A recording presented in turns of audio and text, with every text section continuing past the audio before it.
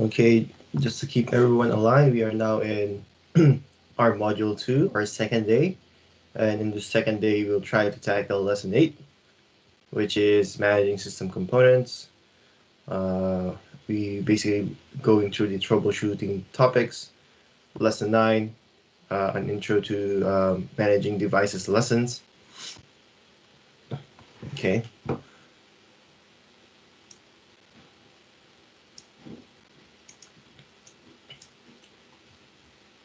Let's see. So today's topic is troubleshooting.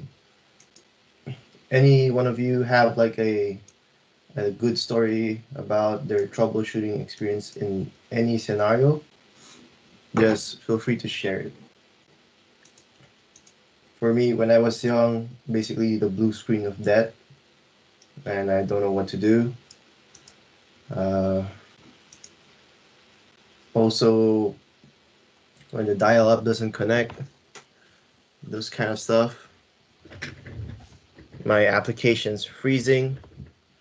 Sometimes opening up a video game, let's say Command and Conquer or Red Alert, but my laptop couldn't really render those graphics, even though they were not really that graphics intensive. Um, had awful experience when. Oh yeah, yes. I think a friend of mine pinged me about the collector's edition. It's super expensive, but they do have like some goodies, like a Tesla coil or whatever. I remember. Yeah. Um, and then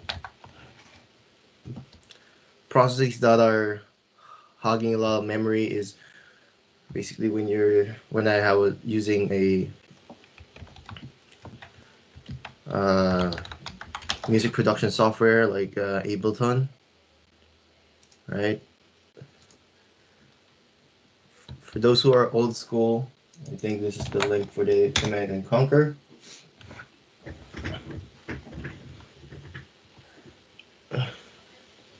I like the Tiberium Wars more, other than the Red Alert.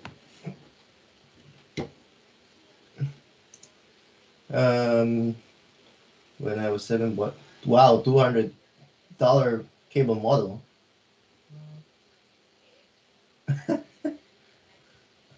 Awesome. And what else?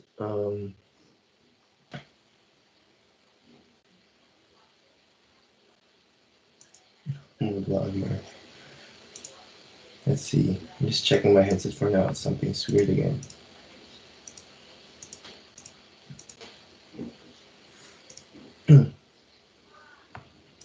Anyway, other awful experience I have is basically my DJ software freezing up when I had some gigs before, so, and now I have to switch to USB so that doesn't happen. Because if it freezes, the music doesn't stop right away, but it kind of locks to that song, and you can't like do anything about it. You can't restart it because it will cut off the music. Yeah, I DJ for 3 years. I've been through many types of jobs.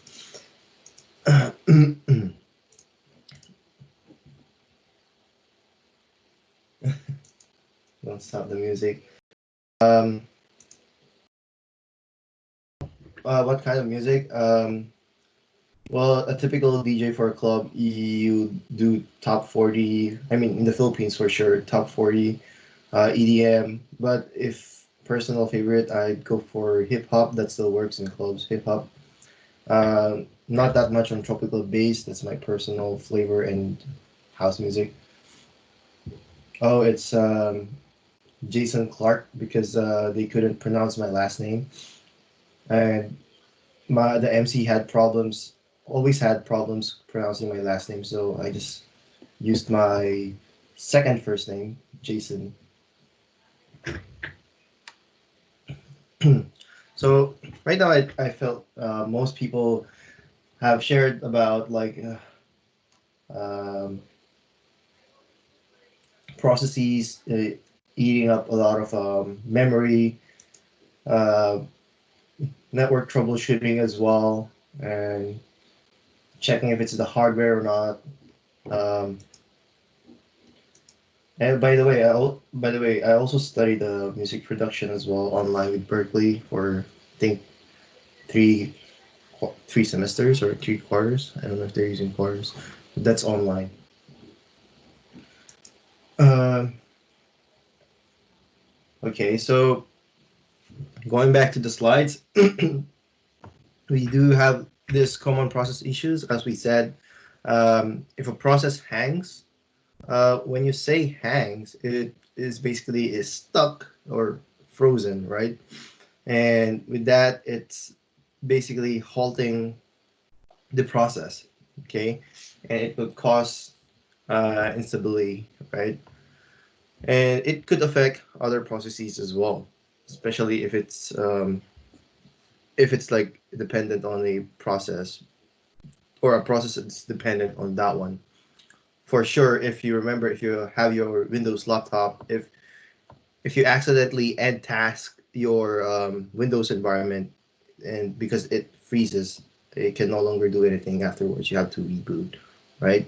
And if you're very unfortunate, if you open up your task manager to kill a process, and then your task manager is also frozen, so your task manager also went to the dark side, so it's kind of a hassle. Yep. And hangs general causing general system sluggishness. Sorry. So it could be there's a virus or a worm that's causing that, or it's just because you don't have enough memory. It terminates before it can perform tasks, so it tries to shut itself down, right? Like a suicide, and fails to terminate when not needed. Okay, so it couldn't function the way it should, and should allocate more CPU resources. Definitely, more CPU resources, the better. Because system take causing system to take longer to boot. Yep. Had experiences with Windows before. This is like takes too long, and Mac is boots up very fast all the time and doesn't really require you to update. Has a file open, preventing modification of files, spawns multiple child processes that are hard to manage, is unidentifiable or potentially malicious. Yep, kernel panic.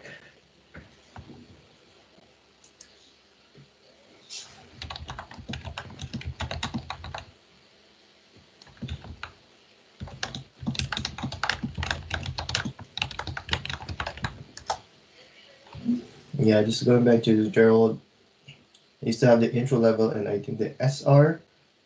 I did have turntables as well and big speakers for production. However, when I move into here, I can't just bring those, so I have to sell most of those and left with the intro level stuff, gear that are very lightweight.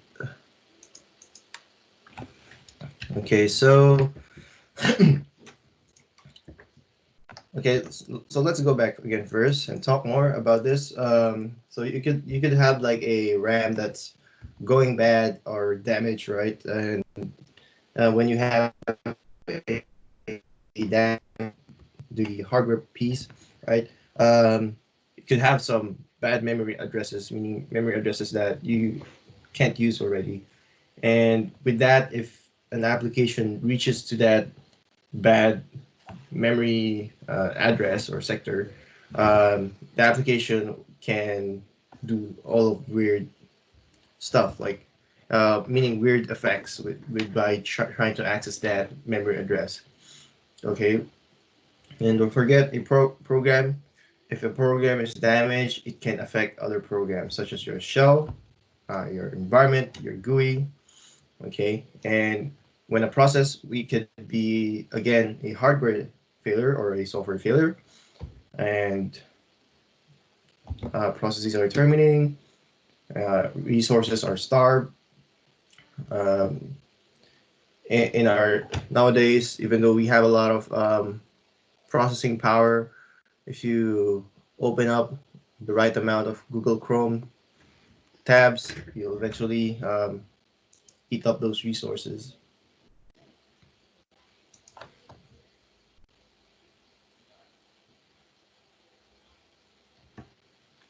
Okay, so now we go to process states.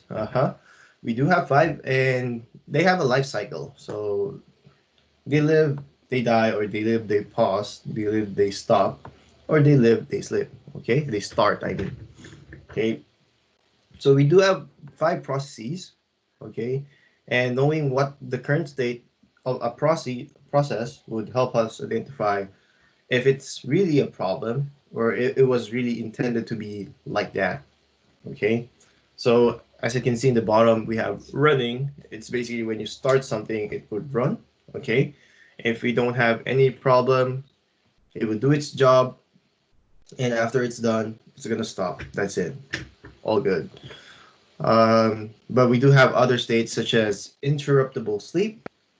It means that it will sleep, right? However, it will have a period of time allocated that it would try to wake up again and check if the resource is now available. For example, um, let's say back in the days, it's really hard to do collaboration with, let's say, Microsoft Office Word, right? If someone opened a file, right, and another user would want to open that file as well, it can't basically do that. That other application might go to interruptible sleep, and maybe after a period of time check again if that's available. And I remember it would look like, for example, I'm the person trying to access that Windows. It will then notify me that, hey, MS Word is now available to edit. Would you like to proceed? Let me know. Let me check if there's still to if there's still an image like that. Yeah, that's super old school. But I remember that popping up. It would say, okay, the file is now not being used. You can now use it. Would you still like to edit? And I don't know. Can't see it in Google it already. Too old.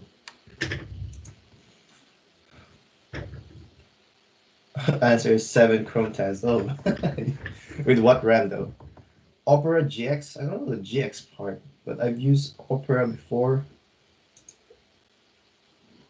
And okay, so that's basically interruptible sleep. And another example, if it's the network's too busy, the process would go into sleep, and after a while, it will check again, uh, and check if the resource is available. If not, it goes to sleep again, right?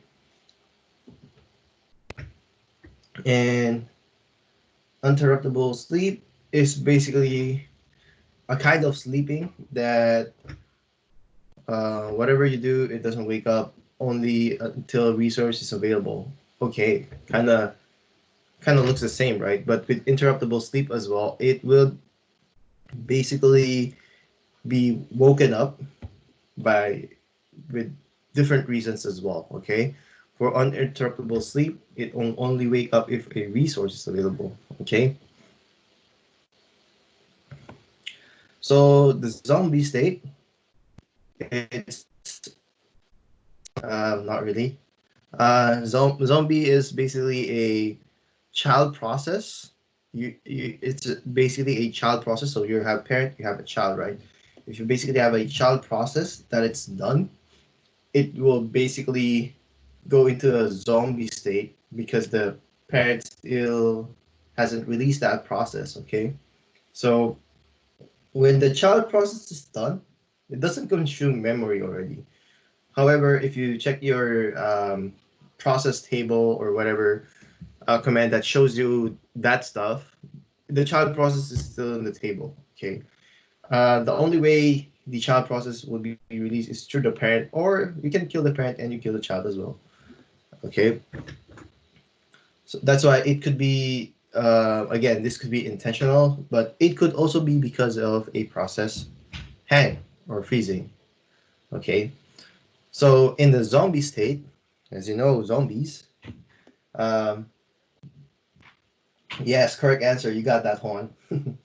So child process basically can't accept a kill signal.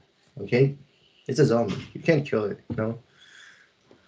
And the last state is the um, basically stop, and nothing else is there. And a while ago we talked about like checking for the resource availability, right? And we would come across this term called deadlock. So it means that if, let's say, my coworker has his, let's say, Word document open, I have a Excel document open. Both of us just have it open. We didn't want to close it before we do something else. So I have my Excel open, and then now I want to access the Microsoft Word, and my coworker does the same. He has his Microsoft Word open and wants to access my Excel file. And now both users are waiting for, I mean, both processes that wants to access those is now waiting because again, the Word document is still locked up by a user and the Excel document is still locked up by a user, meaning it's being used. Okay. Uh, okay. I'm not part of that Netscape crowd. I'm younger. Good.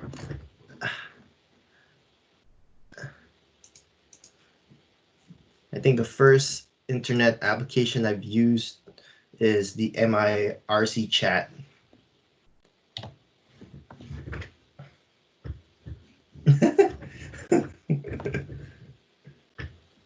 uh, Process IDs. It's basically a unique integer assigned to each new process when it starts. You can think of this as it's just counting off, right?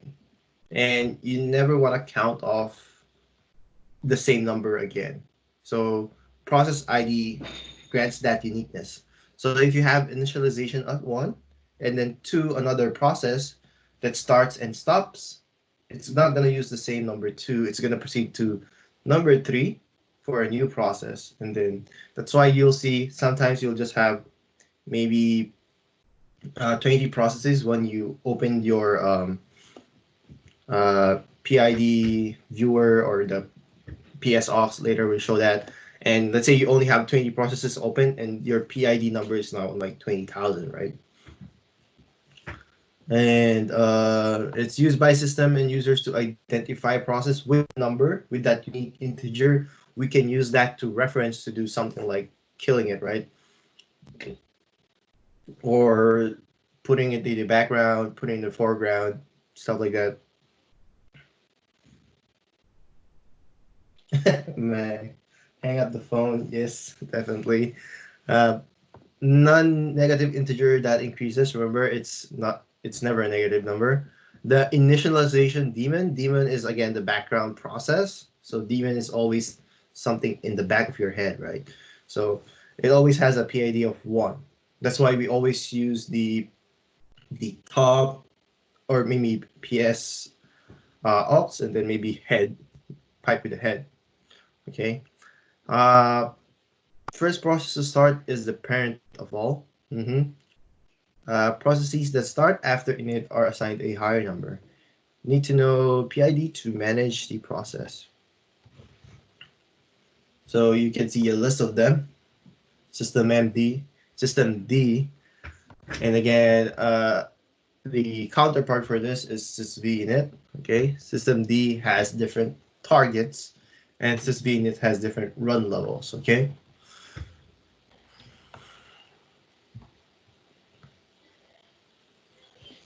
Okay, let's see how far this goes.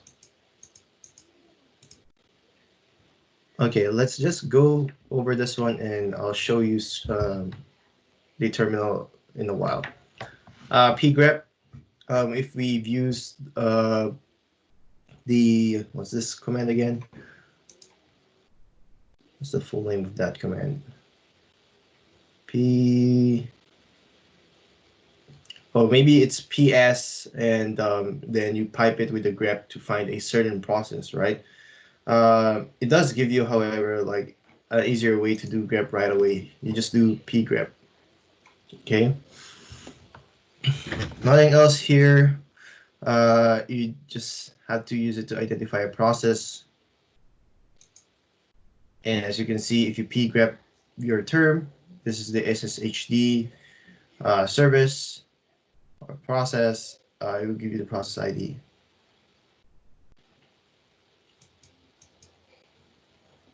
Oh, PS. So it basically gives you a process table. Okay. It does, however, doesn't come with option that displays like PID, terminal, CPU time, and options can be used to filter fields or processes. Okay. PS command is one of the tools you can use to troubleshoot,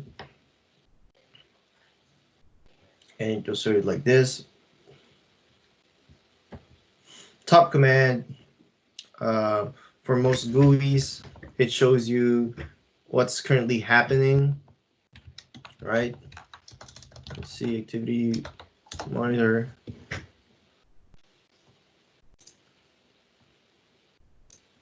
So top is basically something like this already.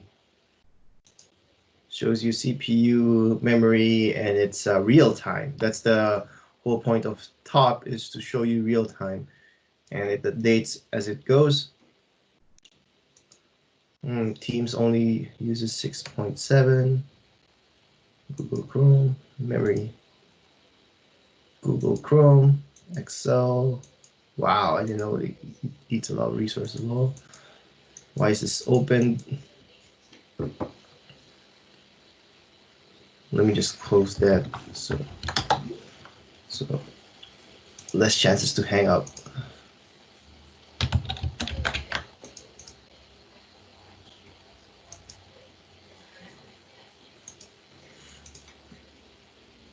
There you go. Kernel task. MD worker.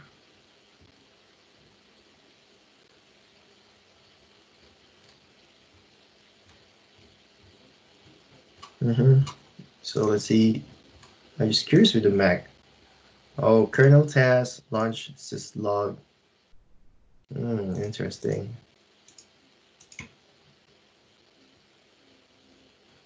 Okay, getting back. And then we do have, again, the top, and it shows like this. Pretty cool. I remember you can even put colors with this one in the top command. And with the top command, it basically can get inputs. So just by pressing enter, it would refresh, and M would show by memory, P by CPU, and so forth. You can also kill processes. You can also make a process nicer. Another command that we'll go through later is system analyze, system deanalyze. So performance stats for boot operations, basically. And you can have this subcommand called blame. It will basically print all system D units executed on boot.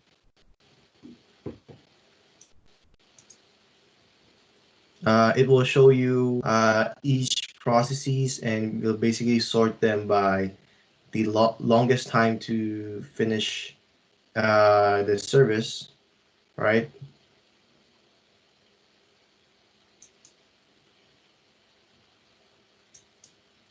Maybe, let's see.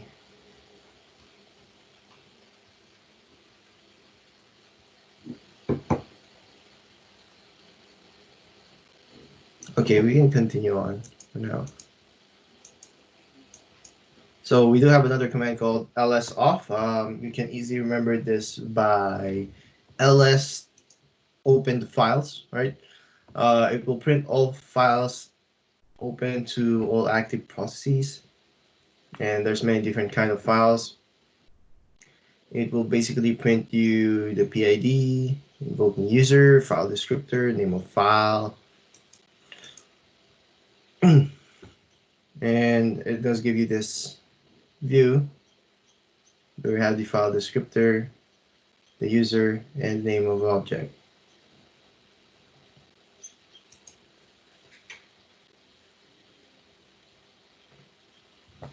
For process priorities, maybe we can just go back with this later. Let's now show our virtual environment.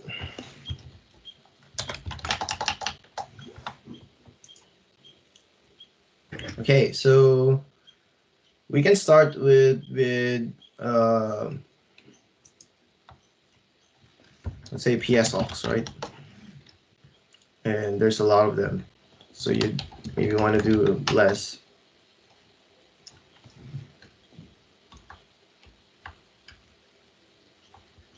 Okay, let's say you want to start the service first. Let's say sudo systems ctl start httpd. Let's say Apache server. Let's px ops that one.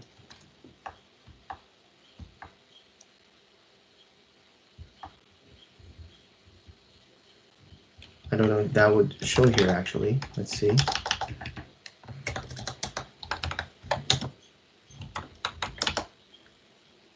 It does. Mm-hmm.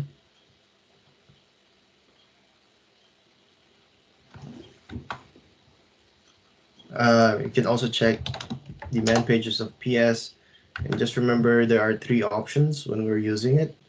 You have the Unix way of putting options, BSD or GNU, and the easy way to identify is when you use one dash. That's basically using a Unix style.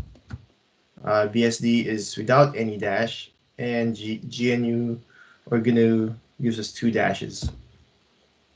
And again, they might result to different outputs.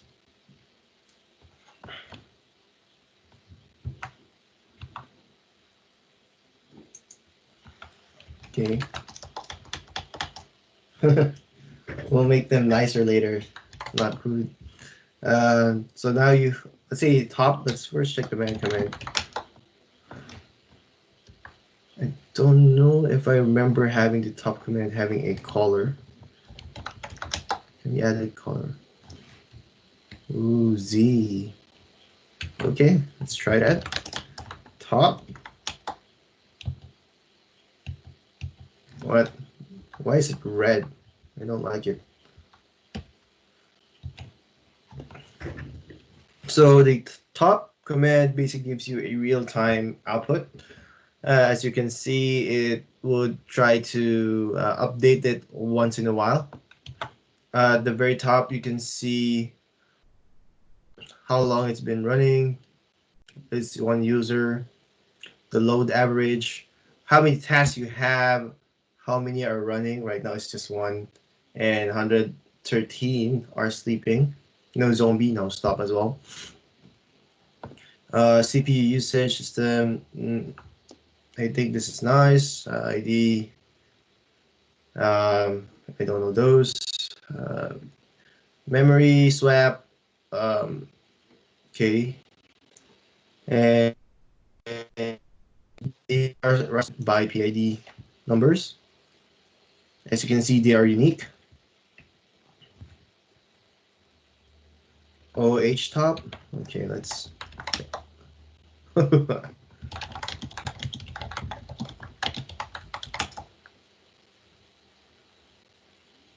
Oh, so I have to search for that. Never mind.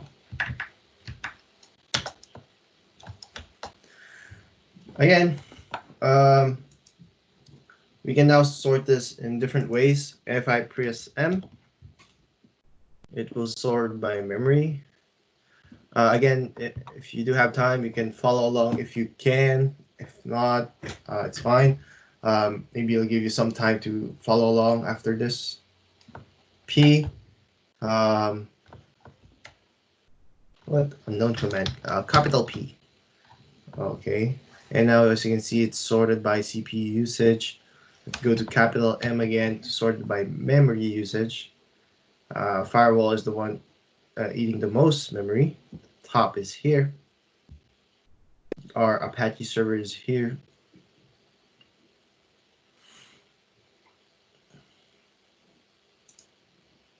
You can also check by username with U, and as you can see, it pops up here. Which user? Okay. And I just have bash and top.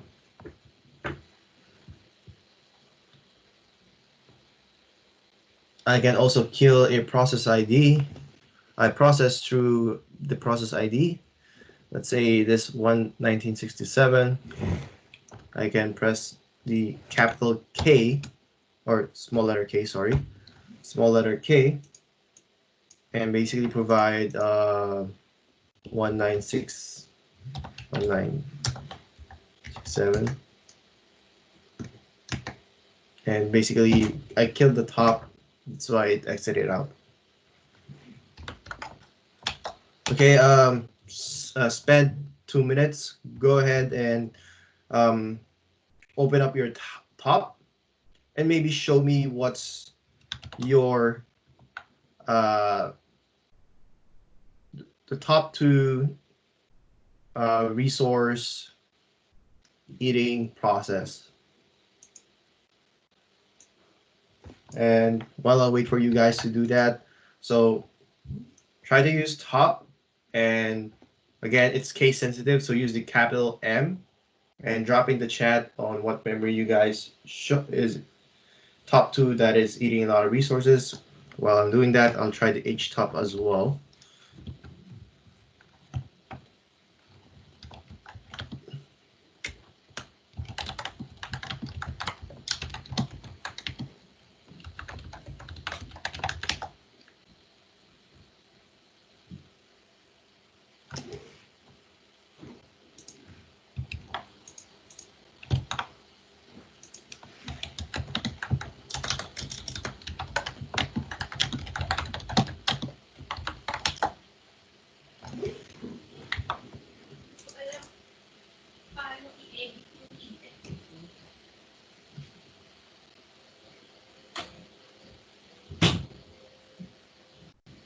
Looks like there's ones is sorted by CPU, not memory.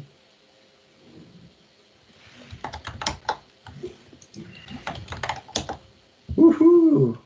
Colorful.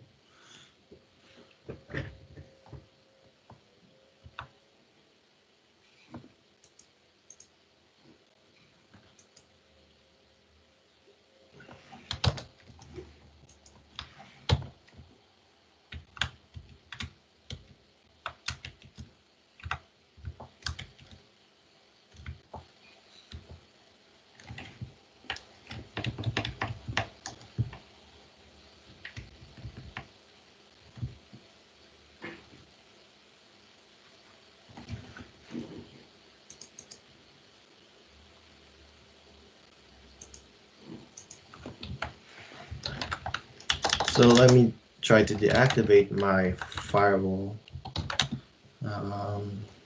Stop.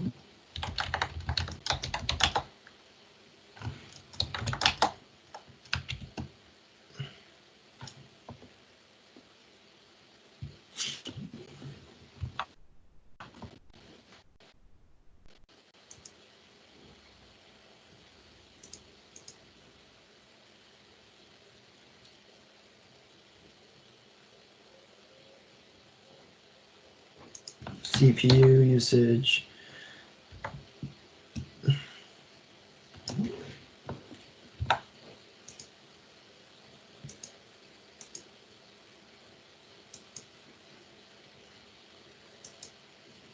And again, just so you know, if memory is not sufficient, it would start using the swap space. Okay, if you remember that, it would basically use a memory from a slower disk.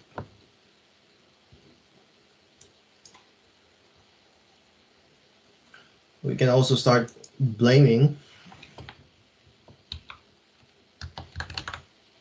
systemd analyze blame.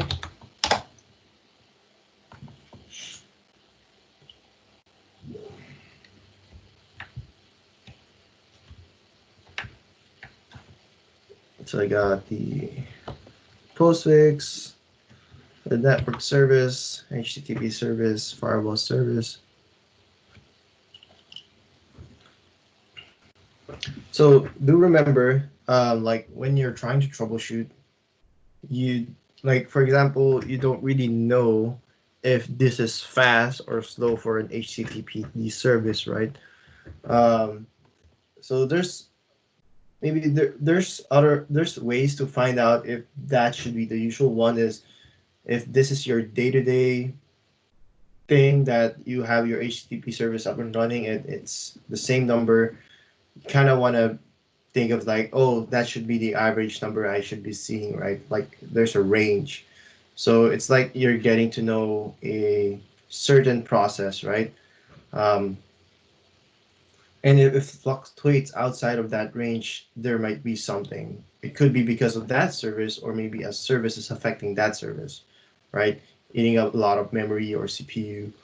Another way that you can check is if you have a coworker and you have the same service or process, you might want to look over and check, hey, how fast is this service running, or how long does it run for you or boot up, whatever, right? And you can basically grab a baseline as long as you have the same, let's say, CPU and memory, right? And your coworker has the same CPU memory, and for some reason, your HTTP dot service takes like 2 minutes. I mean, 15 minutes, right? Okay. Uh, but again, if it's like very long, let's say 1 minute, but if that's expected, you should be fine, right? It's like before. It's like the analogy of like right now, we expect our internet to be fast, right? In terms of like connecting and providing that service. Before during the dial-up days, we kind of expect it will be close to a minute, and it even gives you like a cool old school ringtone, right?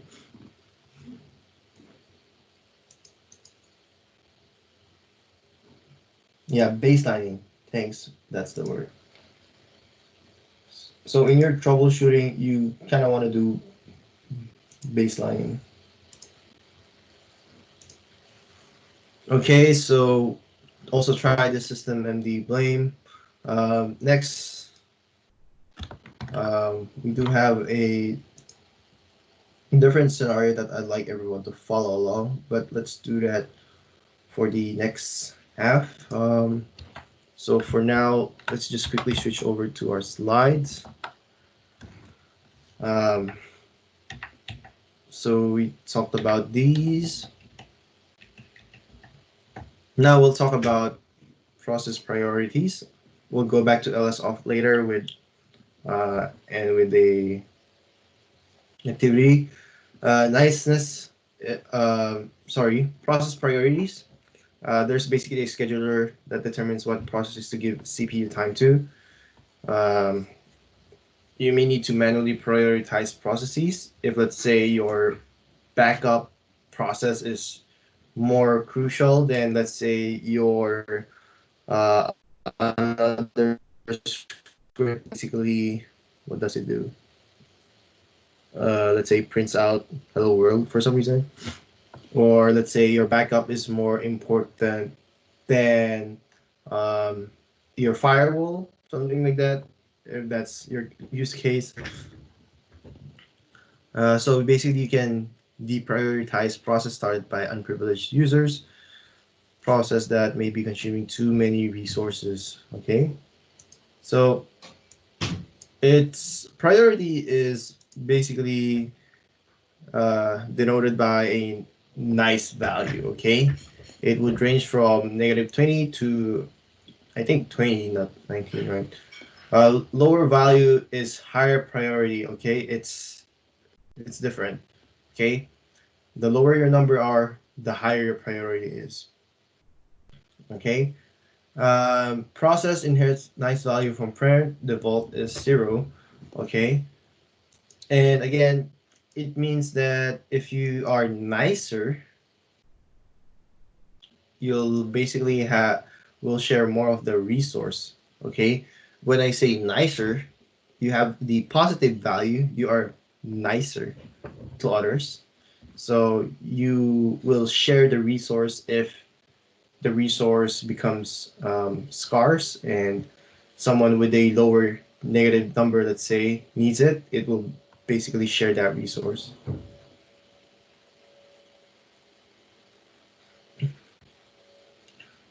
So remember, bigger number is a penalty. The nicer you are, uh, the more that you share, the more you are not prioritized. So, okay, nicer is not the way that you want to go. You definitely want a smaller number. You want to be greedy of the resources. Okay. Um, and usually we decrease priority to may slow it down if someone has a high priority. So you decrease a priority instead of increase a priority. So instead of trying to assign negative numbers, right, towards the negative numbers, maybe you wanna look for a high priority and make it like more to the positive range, right, to decrease the priority. Yeah, nice is not nice. You get taken advantage of. Um, then also you can use, let's say, nice command. Nice command, yes, it would run a command with a certain nice value. So you can basically put the dash n option. So let's say nice dash n 11, and you can basically assign that number. Something to note that you must have root privileges to run at a high priority, and process with lower priority can't be raised by normal users. Okay.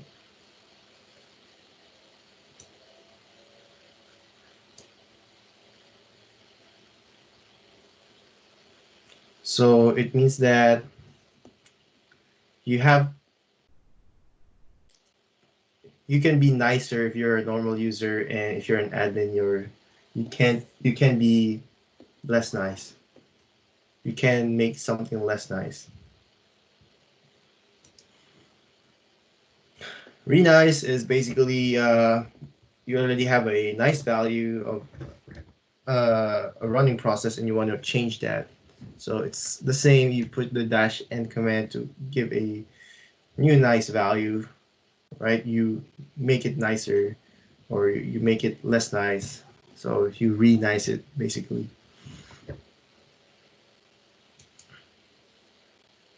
Okay, this is a good stopping point for now. Okay.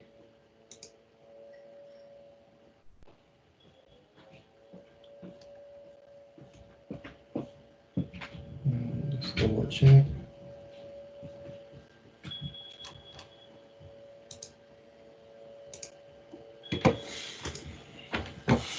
All right, and I think Tara is very distracted right now, and maybe Bo as well. Uh, let's see. So before, I'll just show you one command, and then let's try to do a follow along activity this time. Just try to do the ls off, and wow, it just gives out a lot of commands. Let's see some options. List open files. Let's see what's a better way to show this.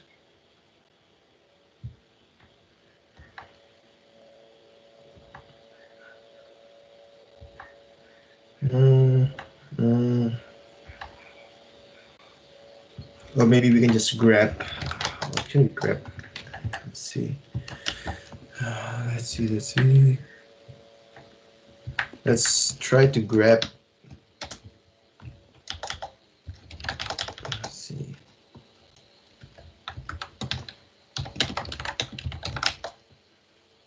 Maybe just home. Okay, so we can basically use that as well to check list of open files. As you can see, that this directory is currently open. Um, for now, please open up your uh, Linux environment and let's do a follow along. I'll give you guys 30 seconds to have that up and running, and I'll give the next instructions.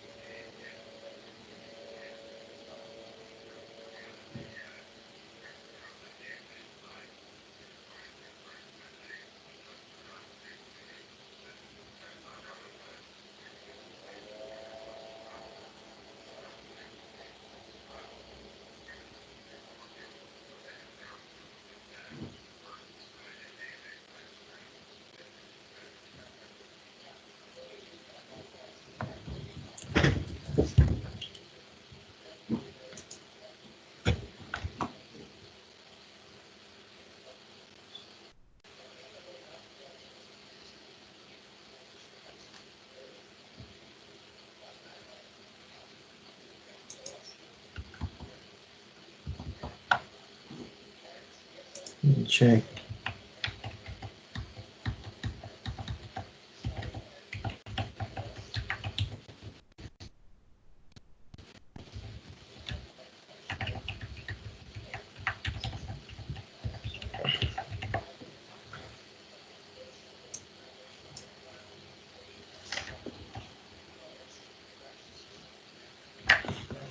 Okay, almost there. But before we start, I think one more topic that includes in our follow along is this one: foreground and background processes. Again, most commands executed is in the foreground. So whenever I was showing you things, it's basically doing it in the foreground. The shell is consumed until a process is finished. Let's say you're running a script that produces hello world 1000 times. While it's doing that, the shell is basically consumed. Okay.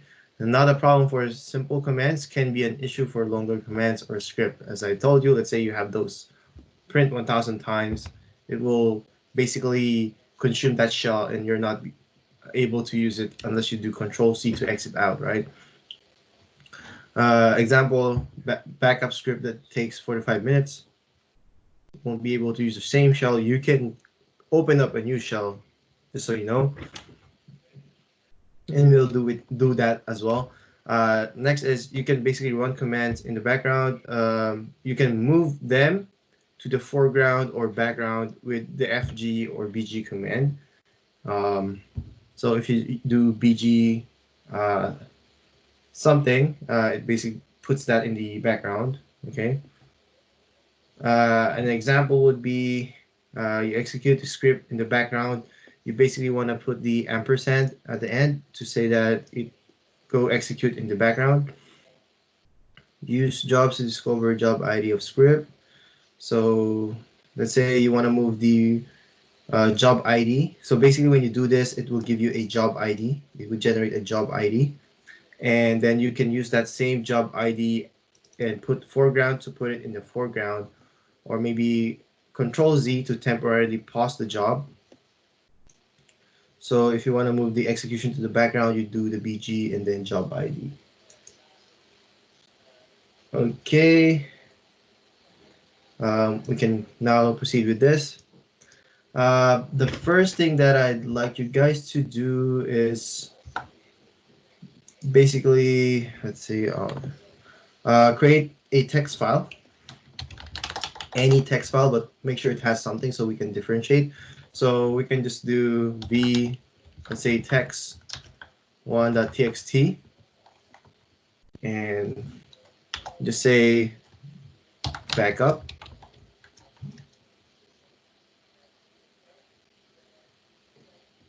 If you're in V, don't forget to press I so that you can now insert characters. And if you're done, press escape, colon, WQ. Okay, that's the usual thing that we do, right? Well, let's go back to it. Open that same file, text1.txt. Once that's open, go ahead and do Control Z. And as you can see, it gave us the job ID of 1 and says it's stopped or paused, right?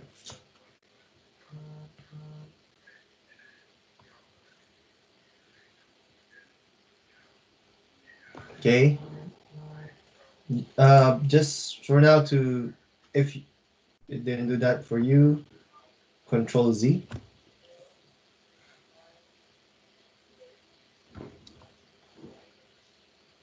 Other control.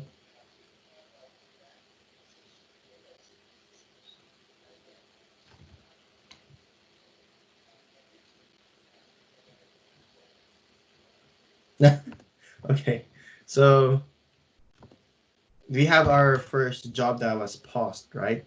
The next thing I'd like you to do is use the Alt command, hold the Alt command down, and basically just do a right or left. Let's see. Is it Alt? Let's see. Okay, so it gives me a new shell. Okay, I can go ahead and maybe just for you guys to follow along. If you don't have a user, let's log in as ourselves first, or maybe as root. Let me cancel that. Okay, let's go sign in as root first. Let's practice user add, and then let's say you want to add Zelda, think Zelda, and have a password for that one. Choose any password. 123 is the most secure, so use that. Clark? Oh, Yep. go ahead. And what was that command you typed in to get a new shell? Was it out? I thought I heard. Yeah, Alt, and then hold that down and use left or right. So does that work? All right, so type out OUT and then left or right. No. The Alt in the keyboard. The Alt in the keyboard. Oh, okay. Alt. Okay.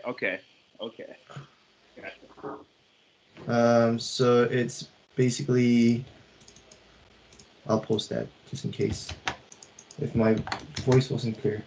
So left or right. So arrow keys. The Alt key plus the left arrow or right arrow key. Oh, that's I'm acting. Is it? How about for the Windows? Can someone figure out for the Windows? Sorry. It works. Ubuntu. Let's see. Let me quickly Google that. That should be easy. Create a shell boot server. You're using server, right?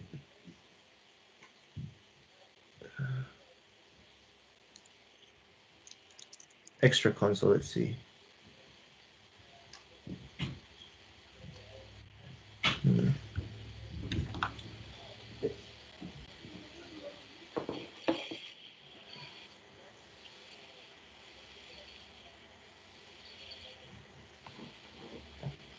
Check Control Alt F2 for Ubuntu.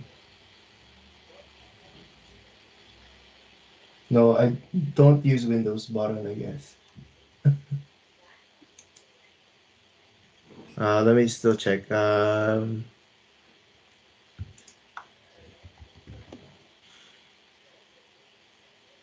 you type CHSH for Ubuntu?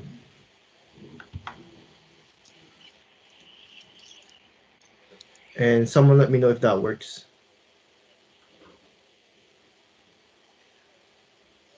Shift Control N. Did that work for Ubuntu on Mac machine?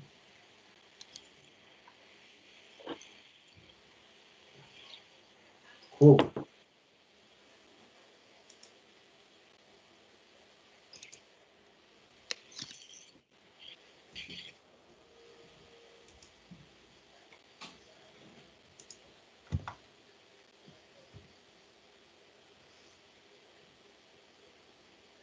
Cool.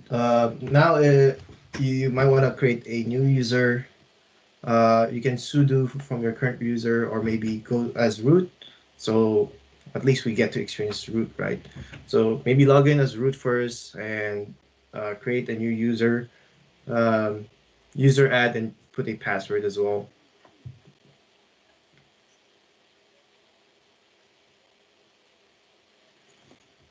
Let me save that command as well. Maybe.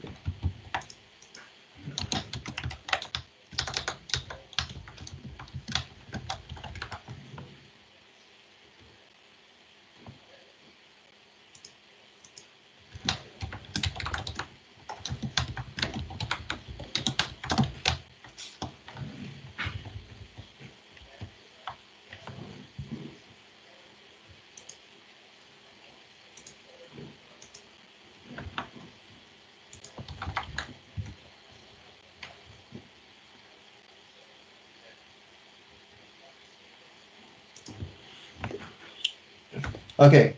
Um, Now let's try to exit. No, not exit. Let's substitute user as the new user that you created. Okay, I'm here.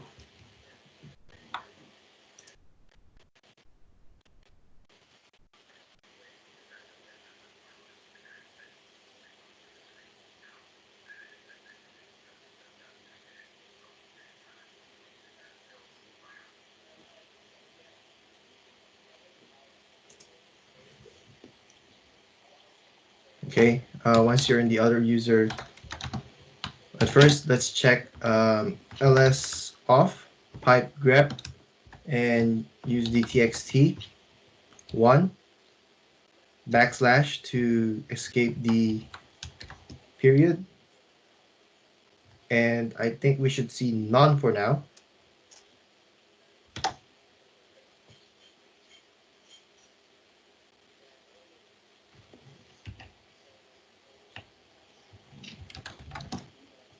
And we just want to add sudo.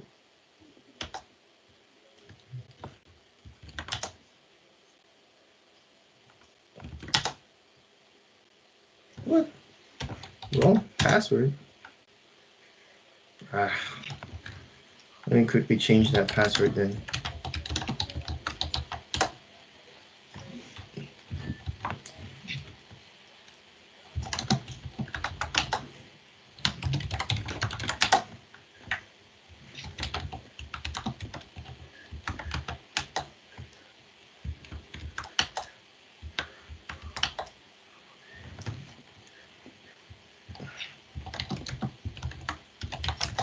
Let's try that again.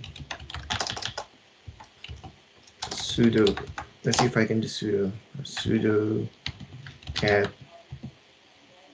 or whatever. ls off rep txt1 escape that period double quotes. Let's do sudo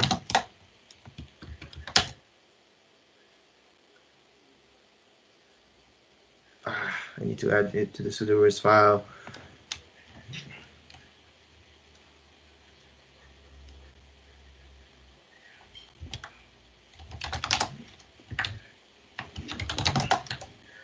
Oh,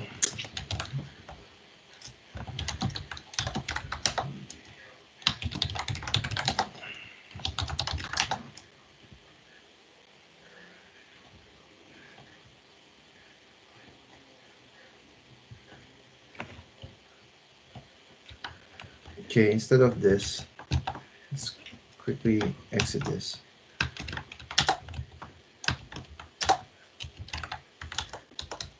Yep. Let me add that.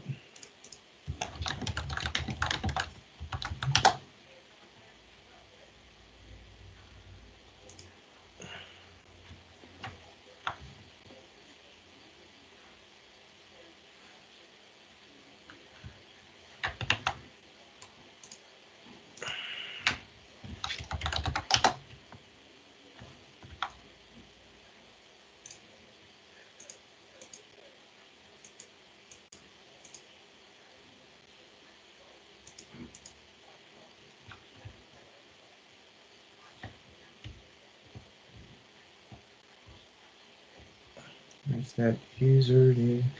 Okay, here. Somewhere here.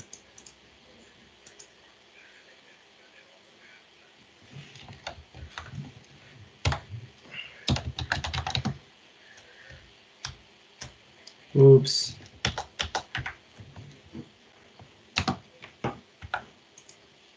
Okay, so if that didn't work as well, go put your username and put all equals all. And that should be enough. And another all.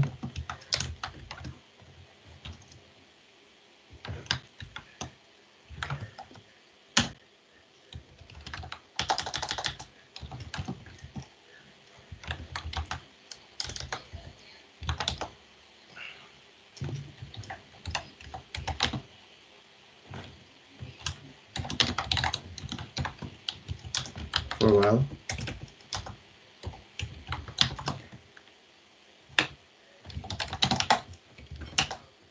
There you go. Okay. So that's one way that I showed you guys. So what I did was basically as a root, right? Let's go back as a root. It was kind of a segue actually. So as a root, I went to my vsudo command to open the sudoers file. And just to make it organized, I went down and put that here. Allows member of the users group, or actually anywhere. Actually, you can just put it anywhere. You can just put your user and then space any space, all equals parentheses all, and then space all. Or the other thing is you can basically use the sudo user mod AG and add to the wheel group. And as you're in the wheel group, you do have admin access. And now once you're done, go ahead and switch to that user that you created. If everyone's there, the next thing that we'd like to do now is, so when we did ls off, right? And then we grep for this one, which is in my other usernames file. This one I would see nothing because as another user, I couldn't see the other users' files or what is open, right? So that's why I hit sudo to elevate my privileges. And now I would see that, hey, he does have something open.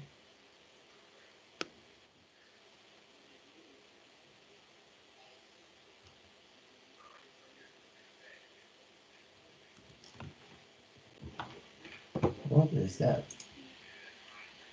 Is that from the sudo user mod? Maybe you can just go vsudo instead. Uh, what's this output from?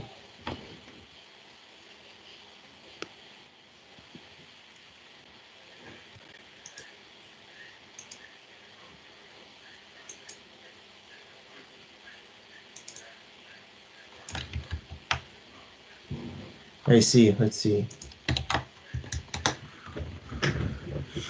Let me double check that.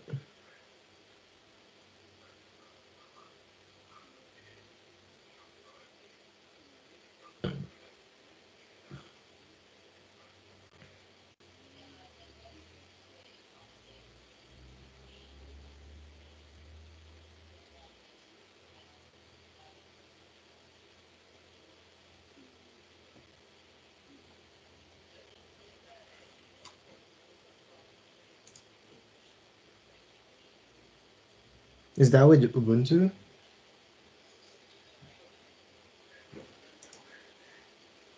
Hmm.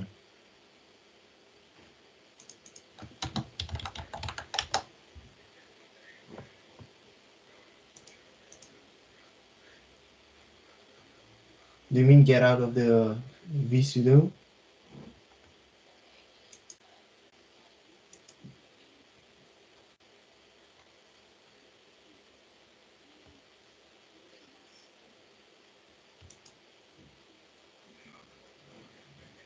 I can quickly check that again.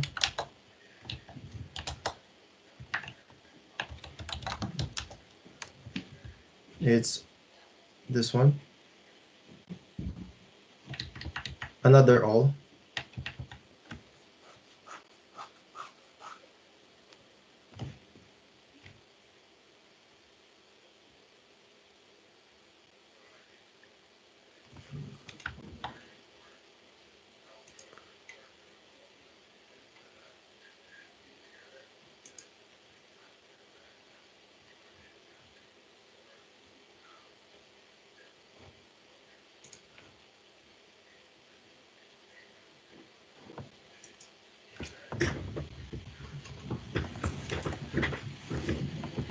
Yes, David.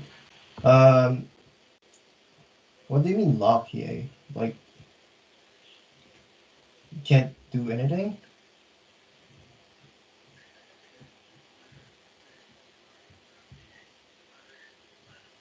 Oh no. Okay, Okay, can I explain to you really quick? go ahead. Okay, so I used the Control Alt and then the F2, and then it took me to the like huge like terminal, like black terminal, and there's a whole lot of different one. And then I've been using it, and then practice with your commands, and then I wanted to get out of it. It won't let me. Like it's locked. Like it just sits there, and I can share Can you my hit the same? screen. Huh? Okay, Yeah, go I can ahead. share Yeah. my screen. Oh wow. See, I cannot even, there's no mouse over either. Like it's pretty much locked some reason. Are you using a GUI or? No, so I have this CentOS by the VMware. So Mhm. that's, I've been using it, but I don't think that's making any difference. Hey, hi. Yes. Do Control Alt and then run through your function keys. That's probably F6 or F7. It'll take you F6. back to your GUI. Okay. If you have a GUI, you can just maybe open up a new terminal. No, it didn't. Let me go. So I don't remember which TTY the GUI's on. It's either F1. Let me Wait, check F7. this out. wait, F1. F1 did. Okay. Yeah, Yes. there you go. Okay. So I'm good now. Thank you. Okay, thanks, Will. So for Kendall, Uh, I don't know actually for that one.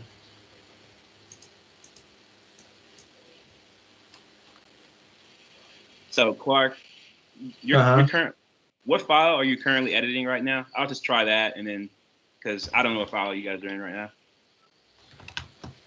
What file? Yeah, yeah. What file am I looking at right now? So right now I'm in another user, and I'm basically first trying to see the other processes of other users. Right, We're at that scenario right now. right. But you were just in a file editing it. What file was that? You did sudo Ah, vi. What it's file? the sudoers file. Okay, you were in the sudoers file. Okay. All right, I'll try editing that and then to what it's supposed to say, and then Uh-huh. I'll try to command again. And if that doesn't work, I'll just chalk it up to a different Linux environment. Gotcha. Okay, thanks. Okay, let's move on. So again, coming back from where we left off, so we elevate our privilege so that we can see the other users' ls open file as well in general, right? Um, let's see if we can use top as well, right? Uh, and let's see if we can see user. Let's go for user. Press U and your other user. And as you can see, it has a V that's open. The process is running. Let's try first to kill it. But before that, again, you press small letter U in your top while you're in your top command environment, and go ahead and search for the other user. Okay, so it filters it.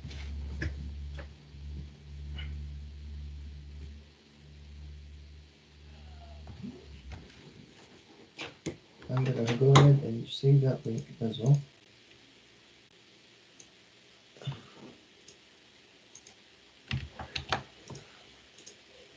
Okay, so once you have filtered it, let's say you want to kill it. Okay, you press K, and it prompts you like this, and grab the PID on the leftmost of the V, and 2523 failed. Okay, that's what we want to see. Again, you as another user, you didn't have elevated privileges, you executed top, and then you filtered by you, and then username, and then you want to kill with K, and then process 2523, and I should see failed operation not permitted. Okay, enter again to give a kill signal. As you can see, no such process, right? So if I, let's say, exit out, and let's say sudo top, and I do the same thing again, search for the user, and I go K 2523, send that kill signal, boom. Let's see if it refreshes or if it canceled.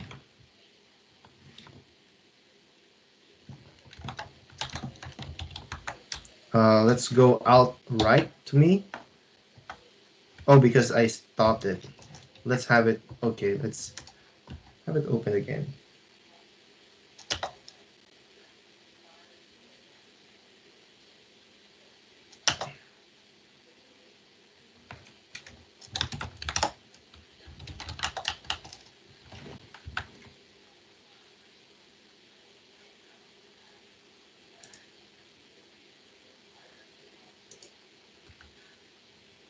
Okay, let's do that again.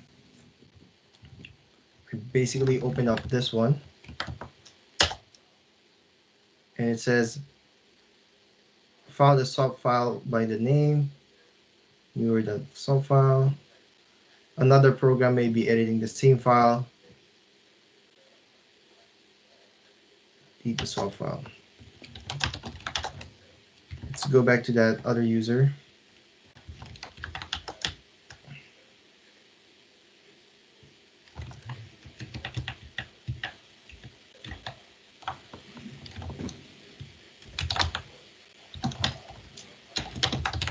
Let's see if it's still available and maybe kill it in this way.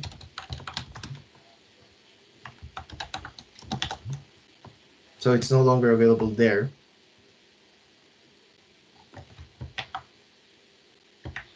If you open that and put that in the Control Z background, you should see that again. Sorry, text one. Now we have two of them.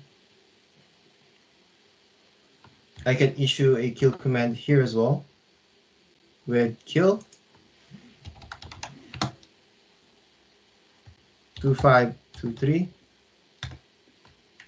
and I need to have elevated privileges, and I kill 3006.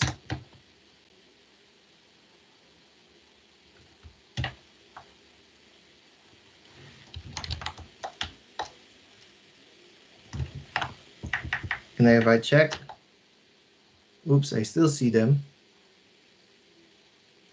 It should not be the case. Maybe it's because in the swap, it's in the swap.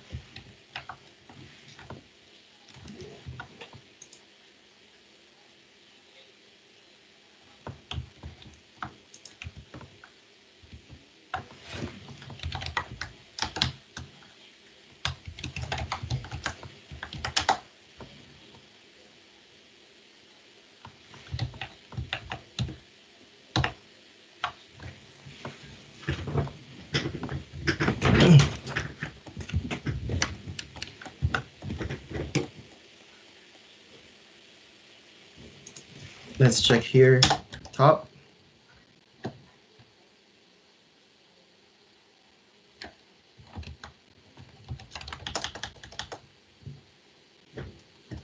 Let's try that again. Open, push that to the background. Let's see if we can see that in the top.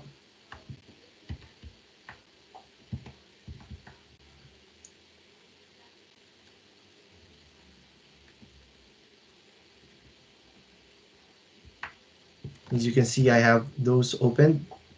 As my own user as well, I can view CNGO, and let's see if we can kill those with kill command.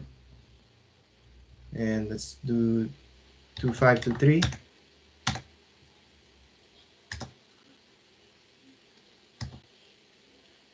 Don't know if it killed that one. 306.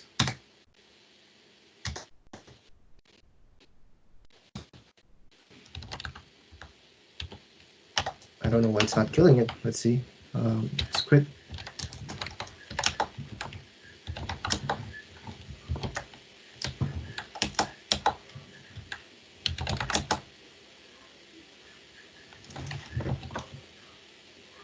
How about if we go as a root user?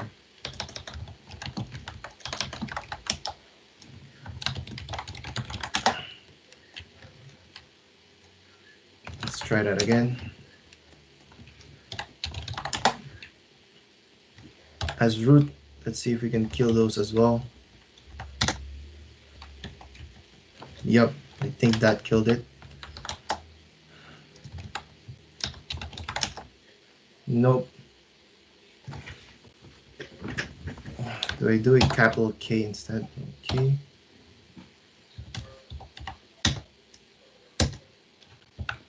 Okay, this is weird. I checked this last night and it's working. I think maybe I missed a step. Let's see.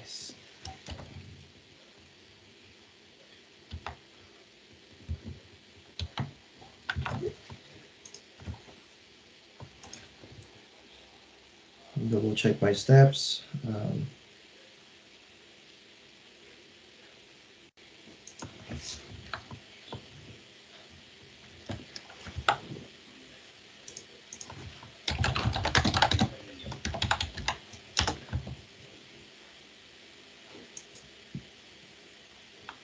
Okay, let's try this again. Let's quit.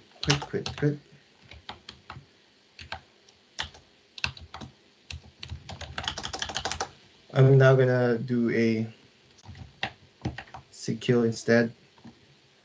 Let's quickly do this.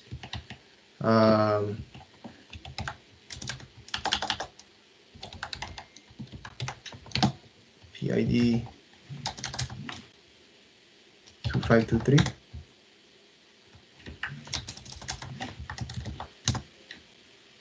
There you go. There you go. Don't worry, I'll repeat this. So it seems like the top didn't let me do that. So I'll go ahead and do the same thing. So no changes for you. First, let me create the text 1.txt, right? And then inside of that is backup. It's already created. I go here. Maybe I go as Zelda. Let's see if I can just elevate my privileges. But first, I do want to check. Let's see, ls off. Top.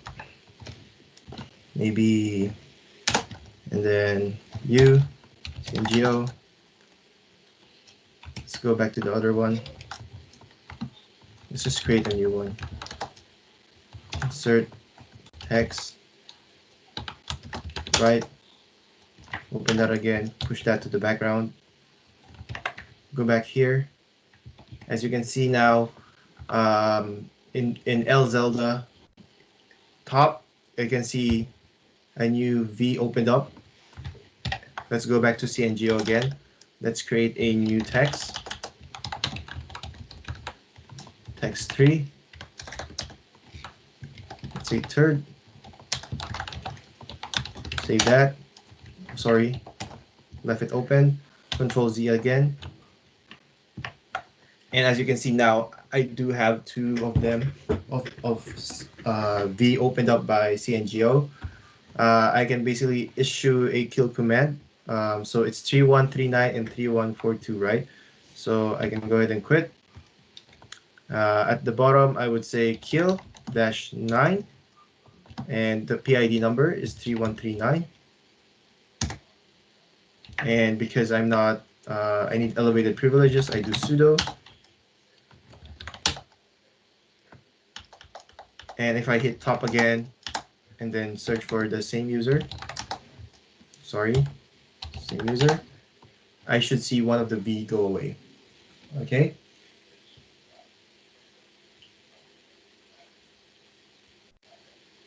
Okay. So I was sending a termination instead of a kill a while ago. But I'm pretty sure I did use the K last time. So that was weird. Kill in top.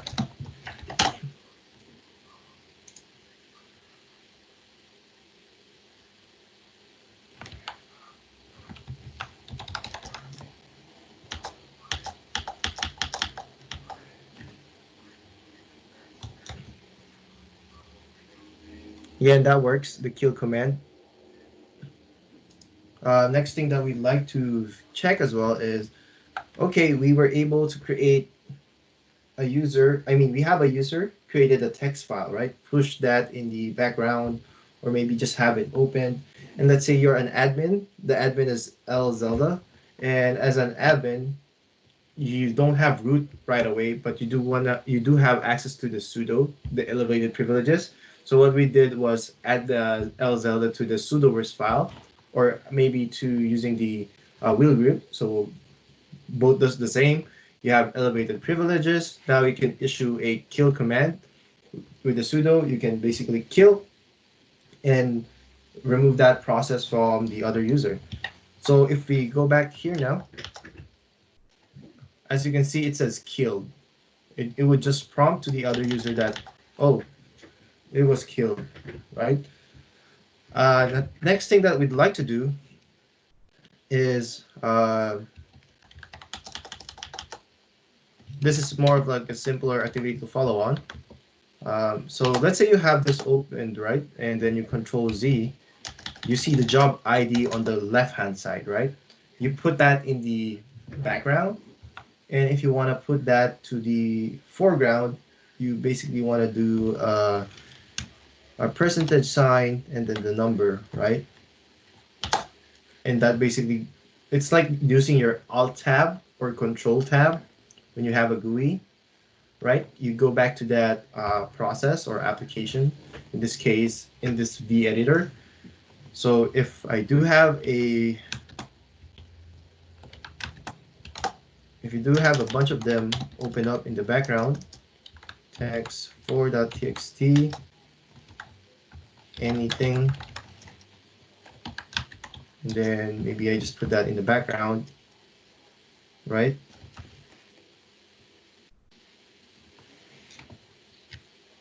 So I can basically do, oops, not that one. I can basically do FG or percentage sign 1. No such dub. 2, we have it. Okay, we can quit. 3, we have it as well.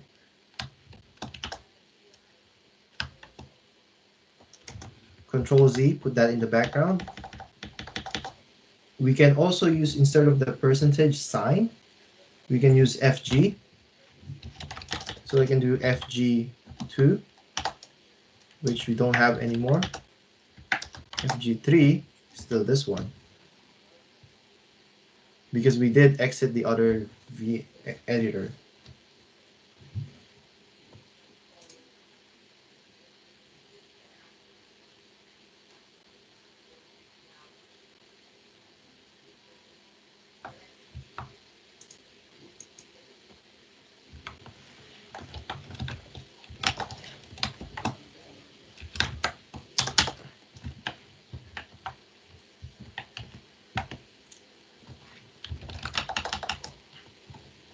See top, that's Clark NGO. Let's see El Zilda.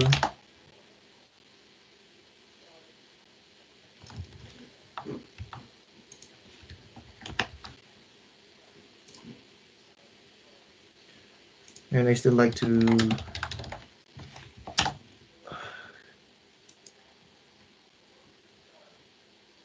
let's see.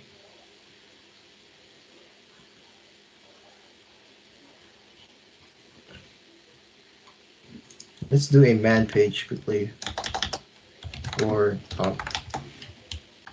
Let's see if we can kill a task. We did do that. The default signal is sigterm via. Oh, okay.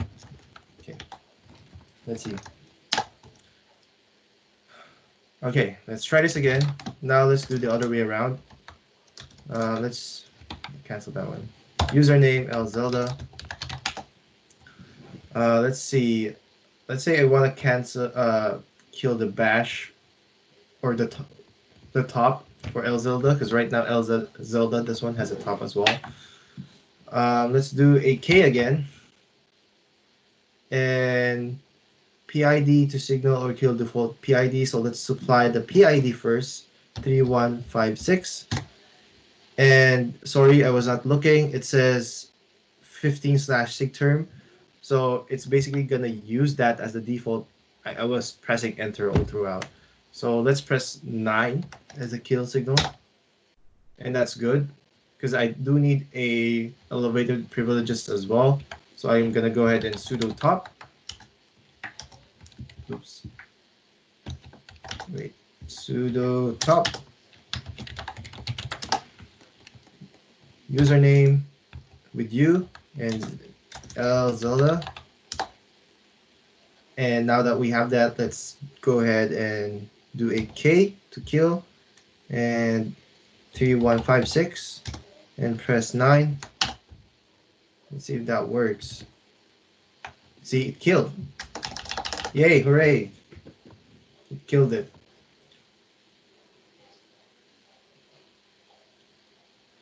Okay, let's go over, let's repeat this scenario again, and this time a more cleaner, uh, a more cleaner and straight same example. And then after that one, we'll try to do the niceness and then go over some scenarios as well. We'll have the concept test. Maybe now. Let's do it now, actually. And let's just do a 11 to 11:15 break. Okay.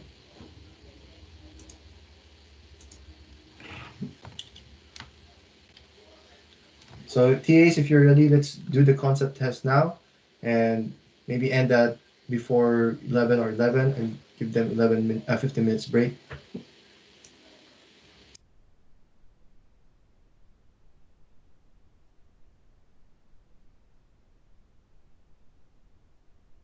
Hello everyone. Let's do the concept test for today. And the test question for today is available in your chat box. So go ahead and punch in. Also, I would like you guys to discuss on what you have answered and why do you think it is the correct answer. Okay. So the question for today is, what command will you use to see the real-time status of all the running processes? So I think it's a very easy one. We have been doing all these commands today. And yes, punch in your answers and let everyone know what have you answered. And also tell us why do you think it's the correct answer.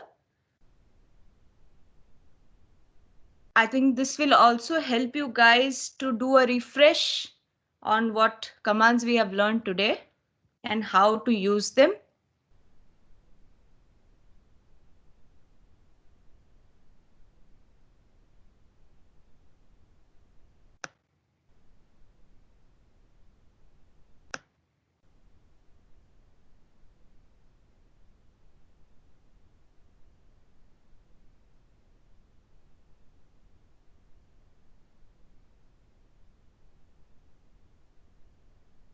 Okay, great. Answers are coming in along with why and why not. All right. So we have 20 completions. Let's view the results once.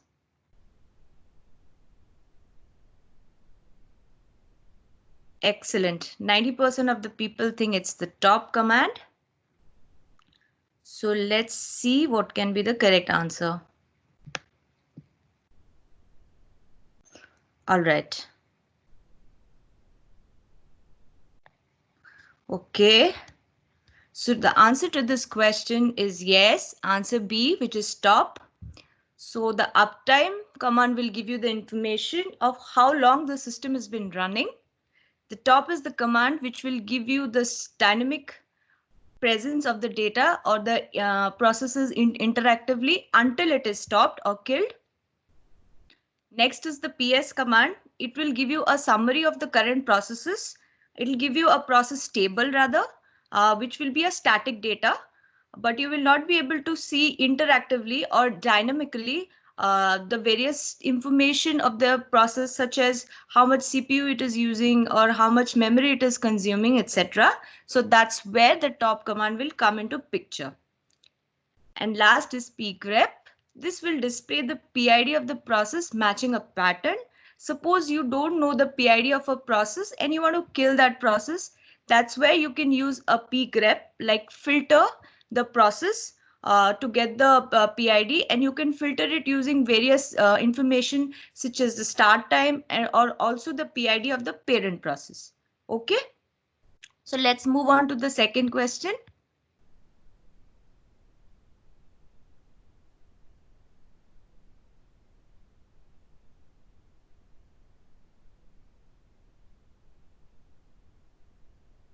So do we have the second question up? Yes, second question is up.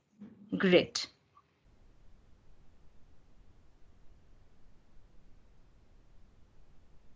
Okay. So now which command will you use to identify the processes that is preventing you from modifying a file? So take your time, punch in, and then let us know which one do you think is correct. Okay?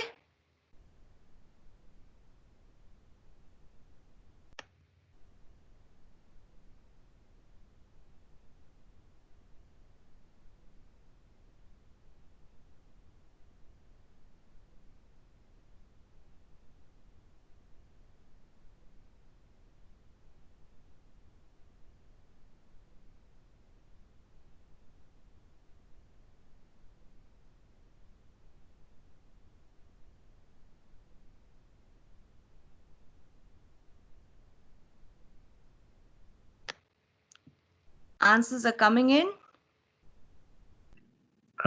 We still miss one student. Yes, we are one more to go.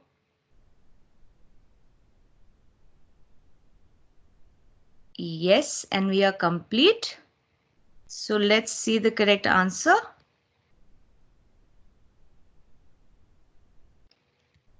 All right, the answer to this question is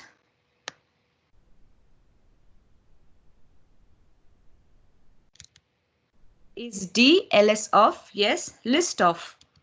So we have learned today that System Analyzer will help you retrieve the performance of the boot operation like a statistics. For example, if there is a process who has taken more time during the boot to come up, so it will also list you the time for every process it took for the system boot to happen.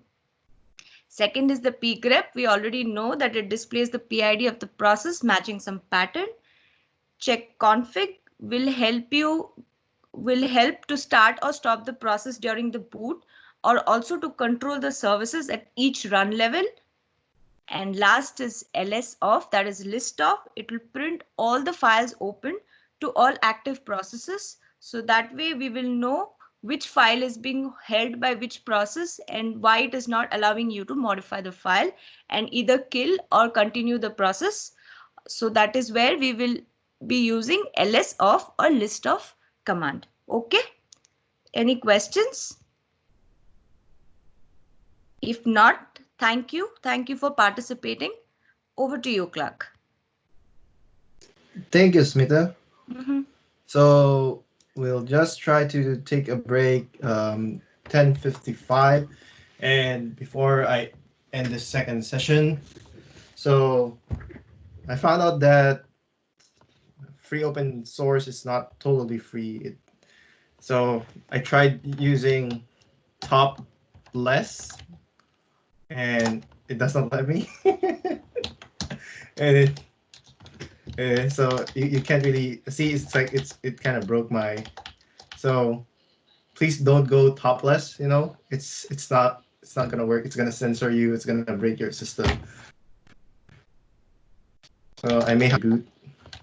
And as you can see, I can't see my command anymore. So don't do this. If you're curious and want to break your system, what I did is basically top pipe less. Kaboom. Yeah, hit Q. I know, but look, it kind of destroys it. I can't see other commands that I've written.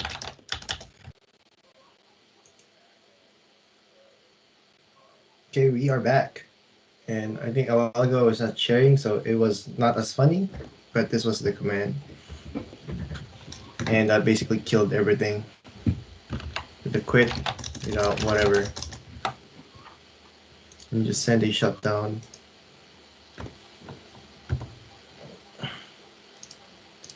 And start that again. Let's see first in our slides where we are at. We might just push the device managing devices maybe tomorrow. Okay, I guess it booted up.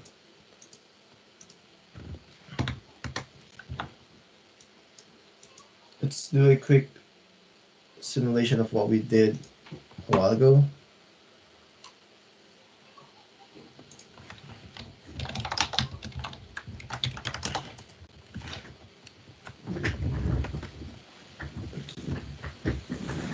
Or what?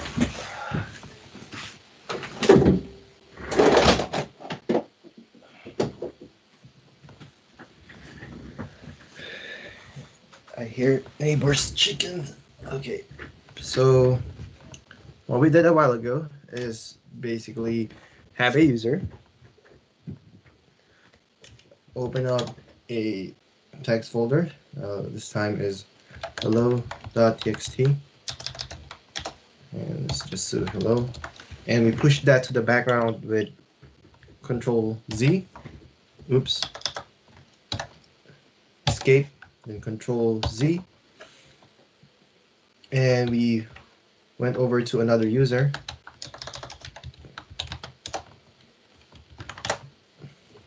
And basically use the top command and CNGO, and we see a V that's open. We can't just kill it, so we have to elevate our privileges with sudo top.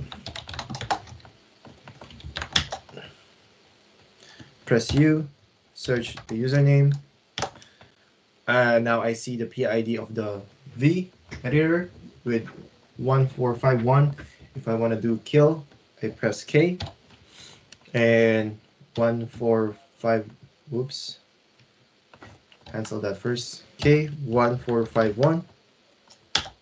The default is sig term. It would terminate gracefully, which we don't want. We just want to terminate right away. And the sig kill is 9.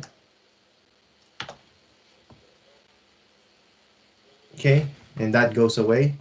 And if you go back to the other user, it says killed. Okay, you can try to leave it open actually, and maybe kill it again. Key kill. Oops. Provide the PID kill 1500 9, and it should exit out the V editor as well. As you see, it says killed, and the person got kicked out. Let's see if we can kick him out of bash or kill that. 1429 9, and now it goes back to the login. Okay.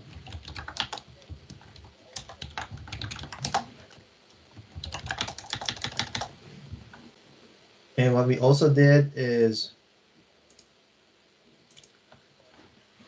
let's say you have this one, you can basically Control Z that, and gives you a job ID of 1. And let's say you create another one, Control Z, and it gives a job ID of 2. Let's try edit this as well. World 2, just in case.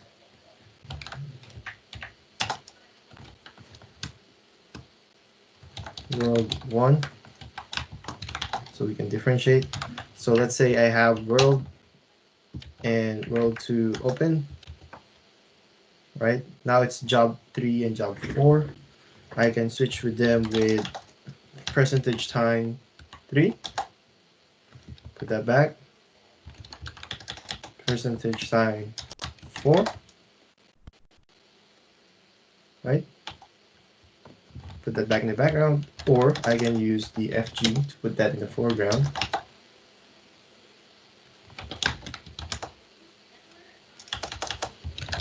Or use the other one, FG4. Okay.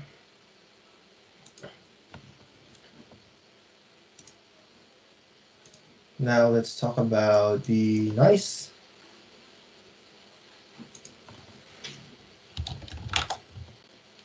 Let's exit out here. Nice. The number.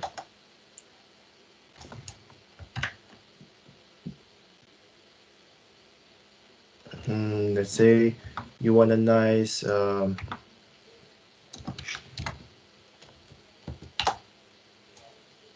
oops.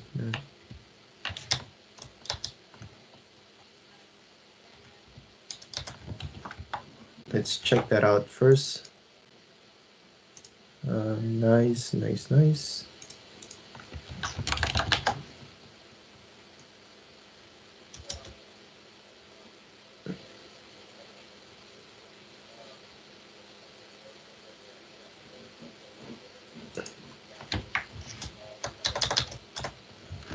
Let's say V. Let's go out to the top. As you can see, open up a V editor with a nice value of 11. So it's basically nicer than the other V editors, top or bash. Meaning if we run out of resources and the other processes need more resources, this V with a nice of 11 will definitely share resources. Again, higher number, it will share more. Okay. How about we see everything again and check like the nice value, the default. As you can see, some of them has a, let's see if we can sort by nice. Man, top, let's see, nice.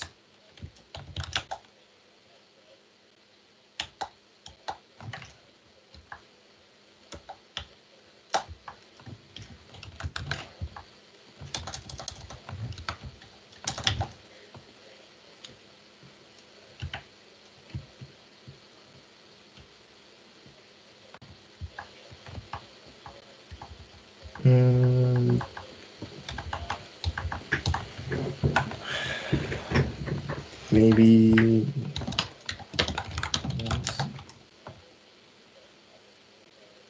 R. That's not sorting it. Anyways, we can just do this again and just quickly look around. We do see some -4, -8, -20 are priorities. As you can see, these are the XFS file systems. We do have the kernel worker here. I think also the, oops, what's happening? And then we can basically change a nice value. Let's just stick with the username. If we press R, you can renice something. So let's say my top, I want it to be a higher priority, not permitted. Let's do sudo ucgl renice and the PID that we want. Sorry, PID that we want was, let's just say the 1537, and let's give it a -5. As you can see, the nice value had changed. Again, what this is going to say is if in the event that this V with -5 needs more resources, the one with the 11 or 0 will basically give up and let the one with -5 use the resources.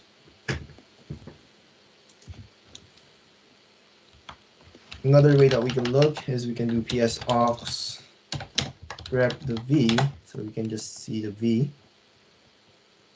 editors. And we can also use renice command here. Let's say we want to put at 15, and the PID number for, let's say this one, 1536. It would say old priority 0, new priority 15, and let's check that out in the top.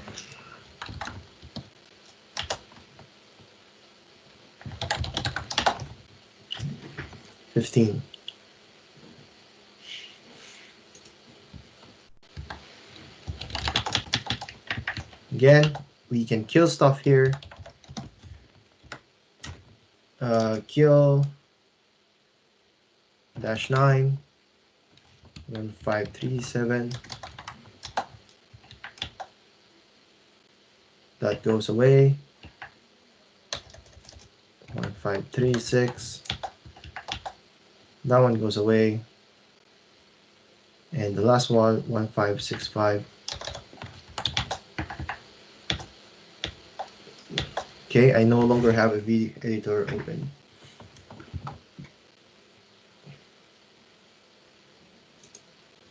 There's another kill command that says kill all.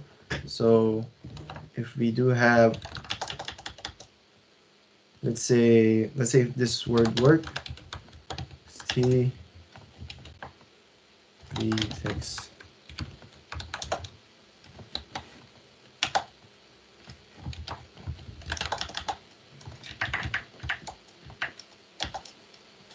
Kill all v.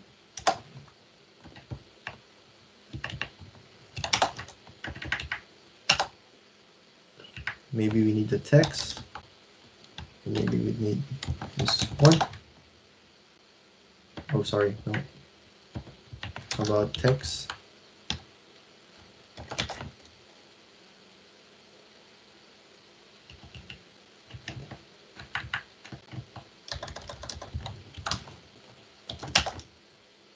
Nope. Let's see. Check that quickly.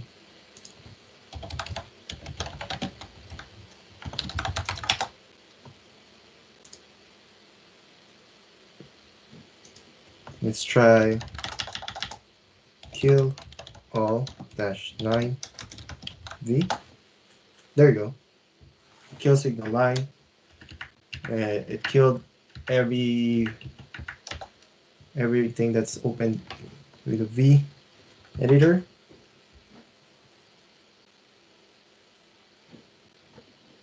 Okay, next thing that we want to do is basically go over some activities.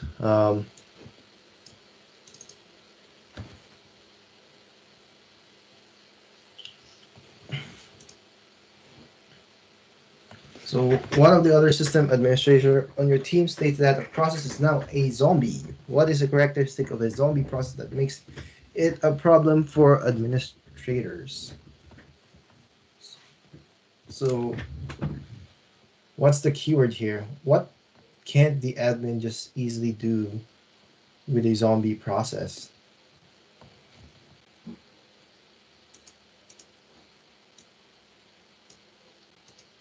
And the keyword here is zombie. Yes, can't kill it. Let's move on. This is pretty easy.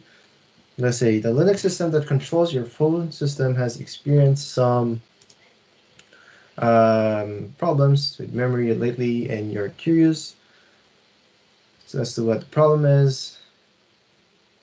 I find that your system is fully updated, and they determine if something is going RE of the service. Which command can you use to check running processes?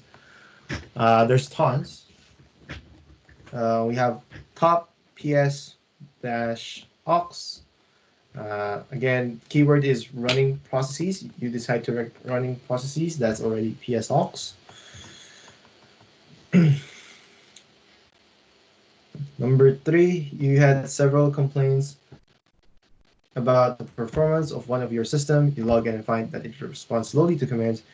You want to look at processes that might be consuming too much resources or too many resources. Which command can you use? Answer is top, because you do want to see the real time, right?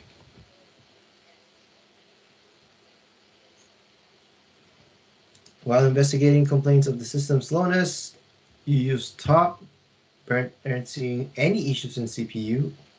Question now is, what next do you check? Okay, you check for the memory usage. So what's the key for CPU? The memory, sorry. What input key would you use in your top command?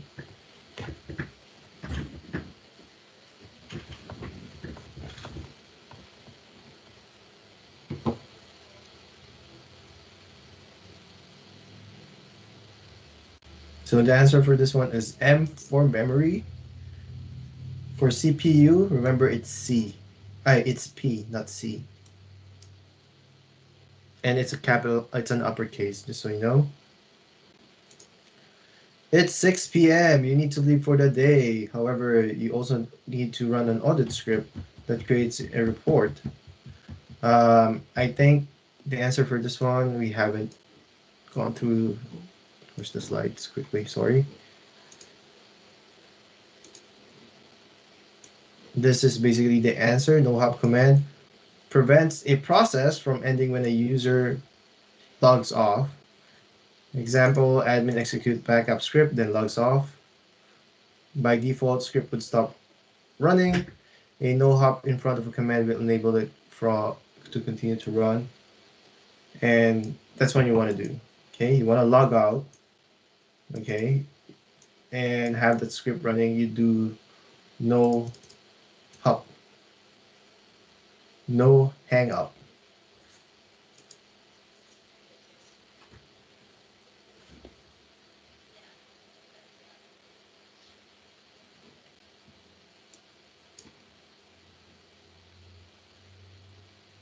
And this one, you guys can easily do this as it shows in the activities. But we can check this one just to show you the sleep command. So I'm just going to narrate over. It says issue a process in the background. And the way we can do that is, let's say you do sleep. Let's just do 3 sec. Okay, let's do 300. And the ampersand would make that go to the background. So pause the system for 300 seconds.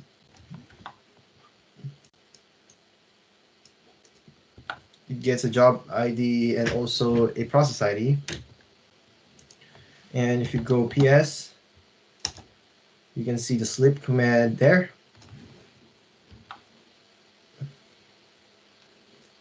And if I want to terminate, I can basically kill -9 1747 for that.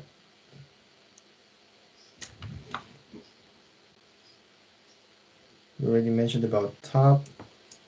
ls off. We can ls off view with the username.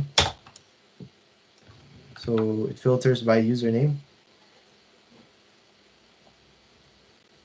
You can use system md analyze.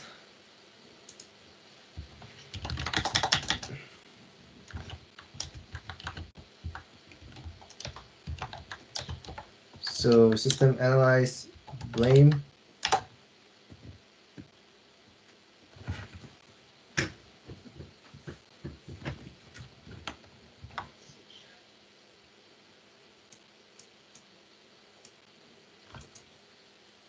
See, another scenario would be this one is good. Another one to run at the background is basically issue a command to copy files as a background process. So it says enter the following to begin the copy process.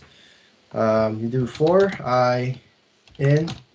So we kind of introduce you to a for loop.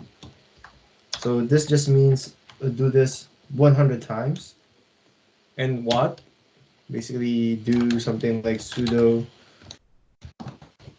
dash R means recursively in your etc. You want that to be in the backup sys. And then done. For those who want to follow along, for that, you do want to create a sudo because you're the root make directory, then /backup, just in case. But you already have that, okay? And the next thing when you have that is maybe just do something like this, and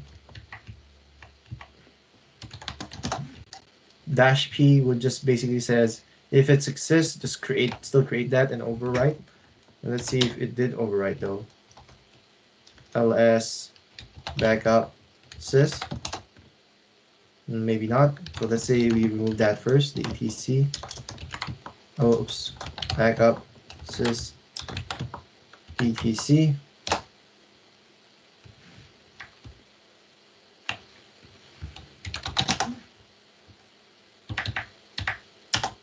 Okay, that's an empty folder. Let's do that again. For I, your variable, it changes to 1 to 100. Every loop, it changes from 1, 2, 3 until it reaches 100, and then it stops. But what does it do inside the loop? It would say do, meaning do this, with elevated privileges, you want to copy recursively the etc folder. And where do you want to copy it? You basically want to copy it in the backup.sys, which we just manually created. And just don't forget your semicolon. Okay, it's using semicolon. And done. The do and done is basically the scope of that command, of what's going to be done inside the loop. And again, we just add an ampersand at the end so that it will do that at the background. Okay, once you do that, you see job ID and process ID. And if you want to verify that, you can just do top. And you see CP is now here at the top.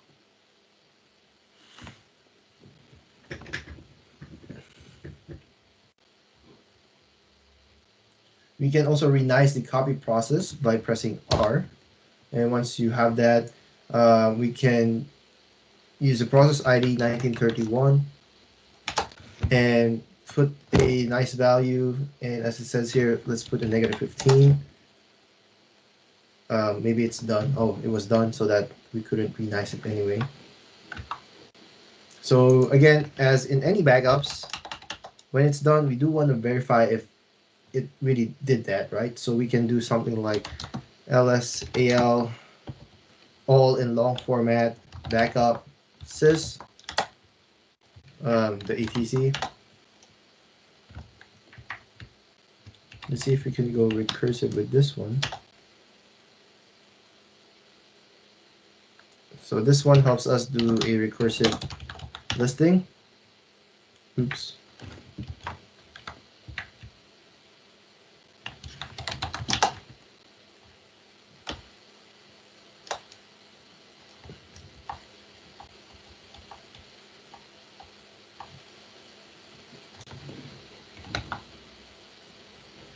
Just remember that the -r also works with ls, recursive.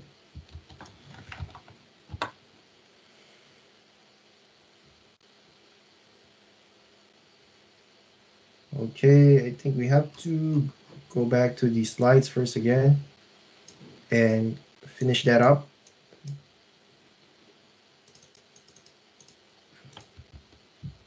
We may go faster here just because we've done more of the commands.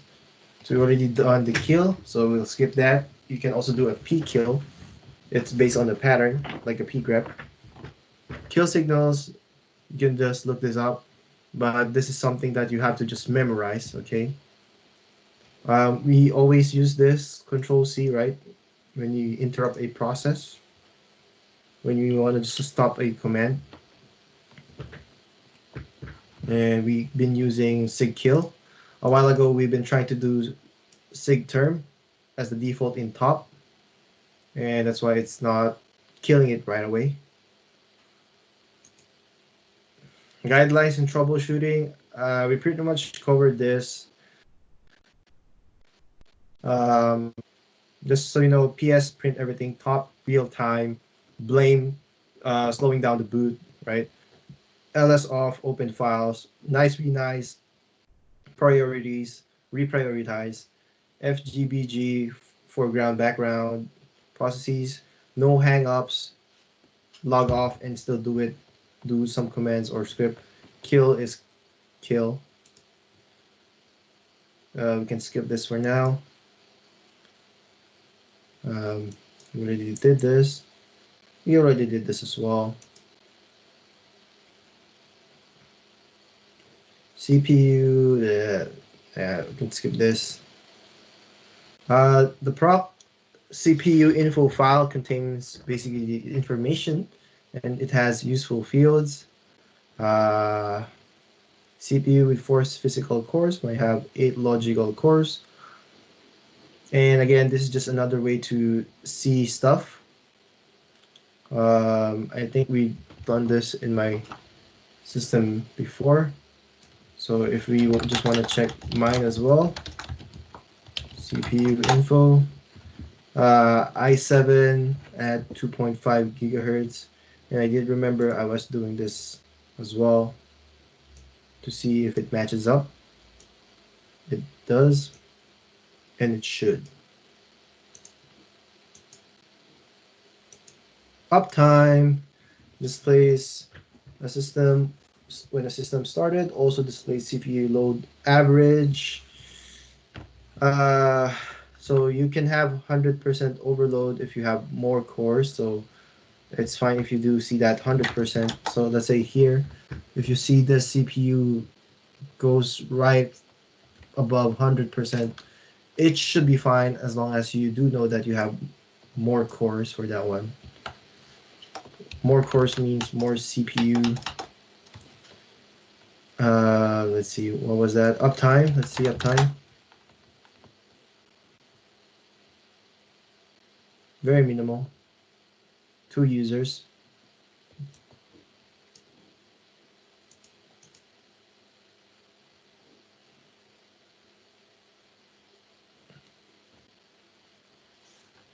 Okay. SAR command, display system usage report. Default mode shows CPU usage, and default is collected every 10 minutes. You can use option to filter reports. When I was trying this, I don't have it. I don't have that command, and I needed to do the sudo yum install. Just so you know, I use something like sudo yum install systat. Okay, this one would give you the SAR command. So yum install systat.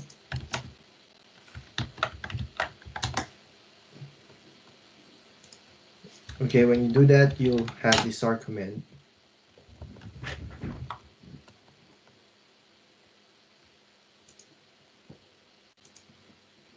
Let's just quickly see what SAR stands for actually.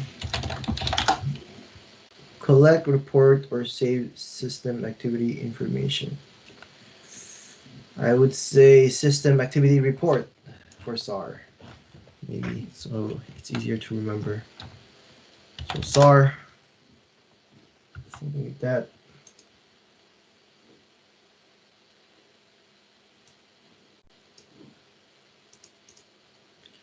And you're given the state, CPU state at a given time, timestamps, user time, system time, input output scheduling time, and idle time, meaning it's not being used. And then common memory issues. We've encountered this one point in our lives. Um, Opening multiple applications will do this as well. And we can do a prop mem info file to check. For me, I can basically concatenate that.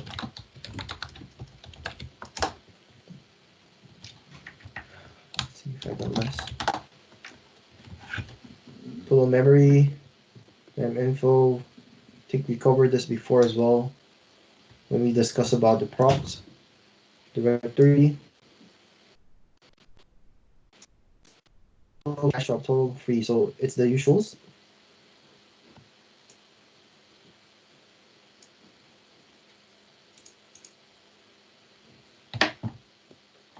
Free,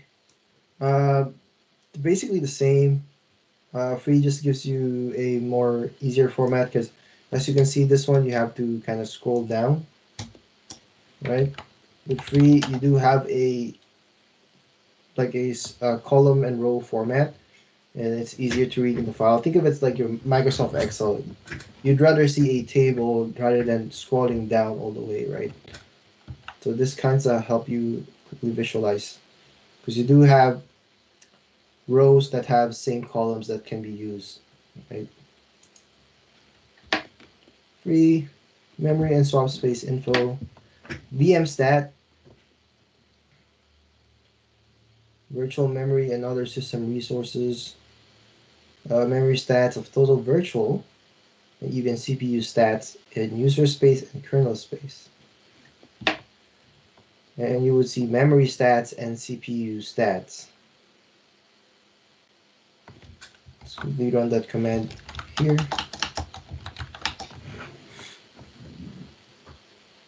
I got a lot of free memory, as you can see.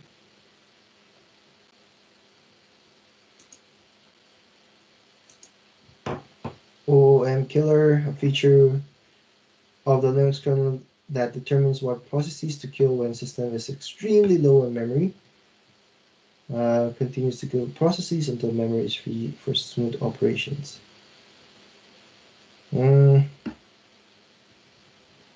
Let's see what we can find about OOM killer. OOM is basically out of memory killer. So it means that if you have a higher OOM score, you are bound to get killed when you need to free up memory. Okay.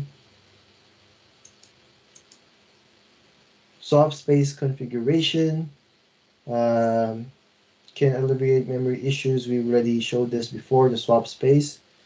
So your RAM would basically get some space from the storage device, a slower disk, okay, so that you have some extra bandwidth with memory. Make swap is creating swap space on partition used when you want to move swap somewhere else. So you can just easily check that out. Swap partition, you have swap on and swap off. Wax on, wax off. Swap on, swap off. Activates and deactivates swap partition. Guidelines for troubleshooting CPU and memory. Aside from top, again, we do top also shows that, like, if something is out of the ordinary or weird in that certain service, it shouldn't be using that much CPU and memory. There might be something wrong with that process, program, or application. But aside from that, you can easily check it with the proc CPU info, uptime for load averages, SAR, again, yum install systat if you don't have that, to see what's causing the CPU load, identifying memory usage, use free for better human readability for memory usage, VMstat to see CPU and memory usage at the same time, and tweak your OOM killer. Think of like the nice. If you have a higher value, it's kind of like bad for that process, you know, if you have a higher value.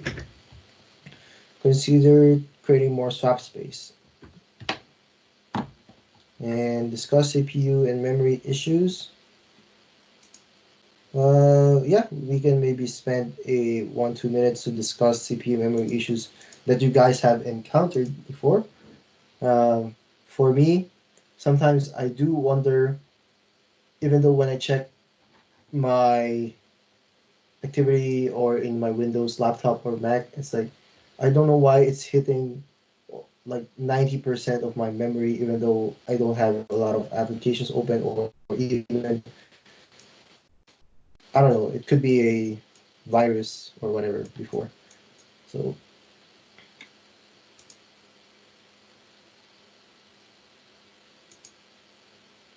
and I remember before it was pretty nasty during the LimeWire days, and you get Trojan and all the nasty stuff. You think you're downloading free music, but you're also downloading free virus.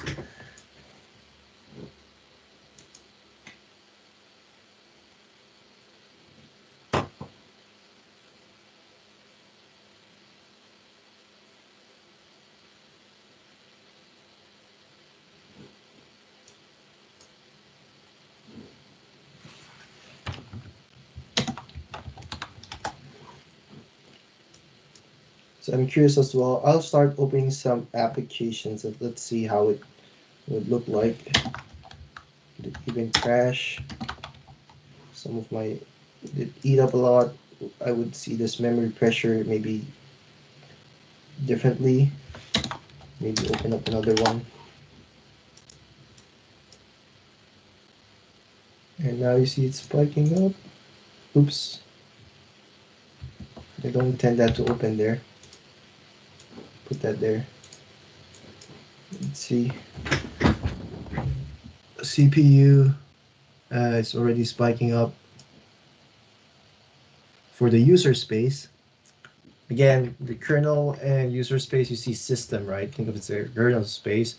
It's you would say generally low and going higher, but as you can see, me as a user, I open two um, process intensive app or memory intensive app. And it's basically eating a lot of CPU load. Let's see if now it's bumping up here, right? For memory, let me try if I can. I know you guys can't hear, it's fine. I don't really intend you to hear, but let me try maybe playing some audio just internally for that one. And let's see if it spikes up anything.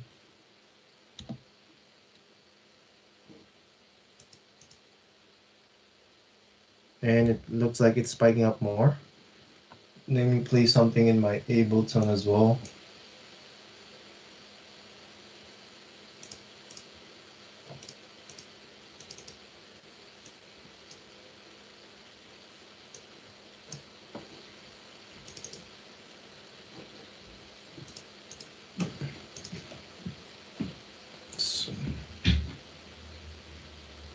Hmm.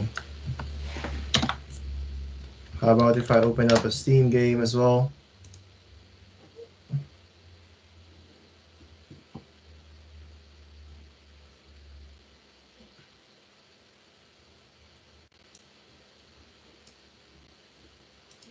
Let's see.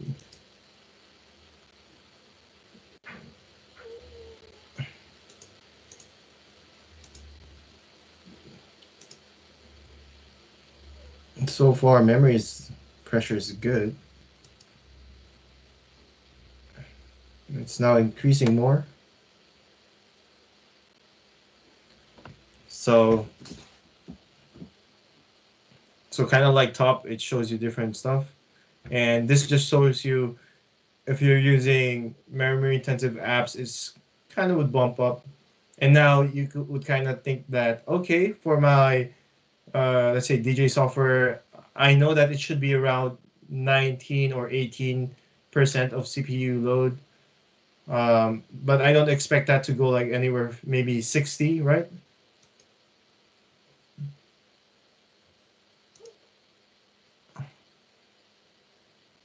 Okay, let me just close my apps.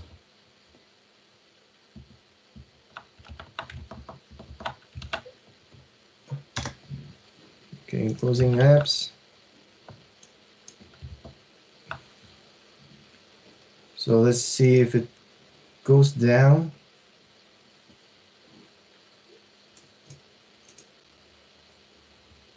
Quit. Don't save. See, exit.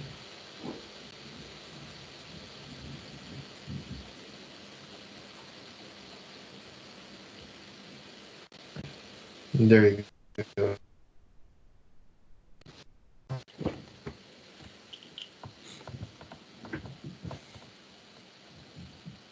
Okay, let's see. Let's go over some Muddy's point before we let you guys off. Let's go from the top. Zombie state. It's interesting. Suspended animation.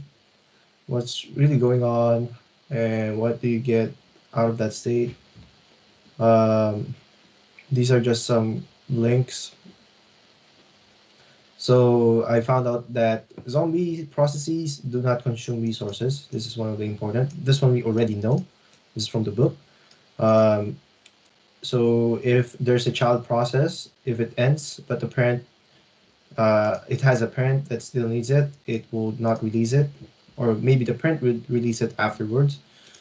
But you have to wait for that, or you can basically kill the parent as well, so it kills the kid or the child.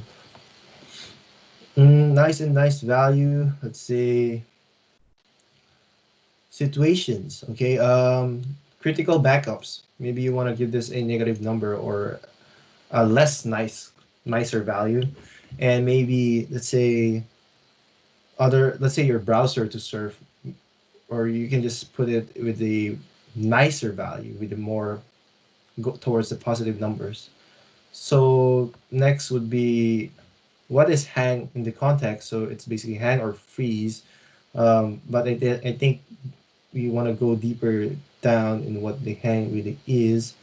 Um, so it could be, actually Wikipedia already gave a good definition for, uh, because hang is becoming a loose umbrella term, right? So it's like there's a lot of definitions: infinite loop, interruptible computation, resource exhaustion, hardware throttling, and stuff like that. Temporary condition. It could be a temporary condition or not. So sometimes you just have to pray it goes back. Next, process IDs. I was mentioning it's like it's basically a unique number to identify every process that's created, and it would just keep incrementing that number. If you want to go on the route of like databases and other stuff, uh, let's say Facebook, right? Your information gets stored in a database, and it's also assigned a unique number. And sometimes, or most times in databases, is they won't reuse an older number. They're just gonna keep incrementing a new unique number. So kind of like the process IDs. The numbering does not need the admin's power in Linux. I mean, it does it automatically. So if in the user space without elevated privileges, someone created a process ID is basically assigned right away, again, on a sequential basis. Um, Reasoning with nice, the research about this was nice as well. So like the definition around here, let's see if I did share. No, maybe somewhere else. Yeah, basically what I said, like being nicer, right? Higher number, you're nicer, you're bound to share more resources. And if we were told by our parents it's nice to share, but in this context for CPUs, it's not nice to share, right? I mean, it's put it in a bad light. So basically, you'd be giving up resources for other less nice people because you're the nice one. You understand better. So basically, you forgive them or give them more space. No hub command prevents process terminated. Um, Depends on runnable by a cron job. Would this be even necessary? I tried researching about it. If you're using Chrome, then no need to use no hub. Okay. And then this is just a post from someone. So just an opinion, just so you know. No hub is nowhere related to cron job. Confusion between the use of free and procmem info totally makes sense. There's a lot of commands in Linux that is sometimes the same, right? But in this case around, free can be more of like a readable format, right? You can just get away with that information. But again, the file system, so it's basically a representation instead of a real file. Okay. Nobody's point. I think this is for the managing devices. We can just quickly go over that tomorrow. I don't think topic A is very long. Let me quickly scroll with the topic A. Oh yeah, basically we can just go topic A tomorrow quickly. We should don't have any problem with that. And then let's see. So this for tomorrow, I guess. Madia's point is the option style syntax. Yeah. So it will have different results, and sometimes it's based on what you're used to already. And this is just an example from my terminal. A for BSD and -A for a Unix style, and they have some slight differences. Like this one says TTYS, and this one just TT on the top and then Y here, kind of like the same. It has the stat though, which this doesn't have. Let's see. Not really. No questions here. Let's see. Memory killer. We mentioned this already. Niceness. Yes, mentioned this as well. Cutting in line in the coffee shop. Okay, let's mention this. So an analogy for niceness, as by one, is like cutting in line in a coffee shop. It is rude, not nice to do so, but it will show you the amount of time one have to wait to get the coffee. Oh yeah. And as it in life, there's a limit to a lack of niceness system can take, so no one can reduce the niceness lower other than the more critical tasks. Yeah. However, with a human element, if you're nice, you're bound to get rude as well. uh, let's see. Set a preference. I think this is for tomorrow, so we can skip this. Nothing muddy. Process priorities. System analyze blame. Yep. Good summary. Help me practicing. Yep. Most interesting. Nice. Yeah. Always don't forget negative, because the one thing that would really help in the exam is thinking about those that are not the usual. Like, you have to remember, okay, you wanna going back to ch mod, right? If you wanna add executable to a user, you do u plus x, something like that, right? So plus and minus to give and deny, but most of the time in Linux command, when you add an option, you just put a dash. So just don't forget that difference with the option and the add and deny, allow or deny. So from Jesse with experience, ps aux command is one of the first command I would run.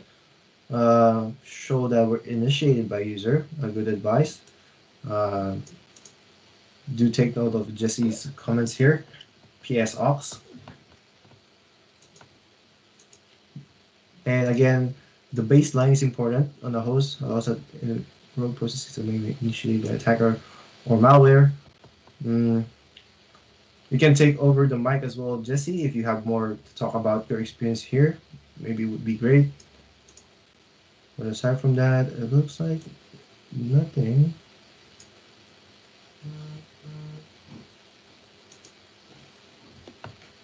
If not, uh, module 2 morning is done, and we go to the afternoon session. Uh, I've seen lesser team interaction, which is good in this case.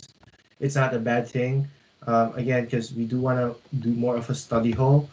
And I was thinking last night and checking up some of the feedback, and it got me to realize I think it is also because of the online environment. Because when we were on site, people would just stand up, talk about it, even sometimes less than 5 or just 10 minutes, and they're done, and they just do study on their own. But then again, if it's hard to find, because again, more interaction and collaborate kind of helps as well. Because I've seen you guys helping one another, so you kind of don't want to lose that interaction as well. So it's up to you. But again, keep it at the minimum with a team project. We're fine as long as it means that don't put too much thought of, let's say, designing your slides. Maybe make it easy, okay? Make it clean, make it understandable. That's fine. Don't go over the top unless you do have time. That's fine, okay? If nothing else, we'll move on with the afternoon session at 1 p.m. PST.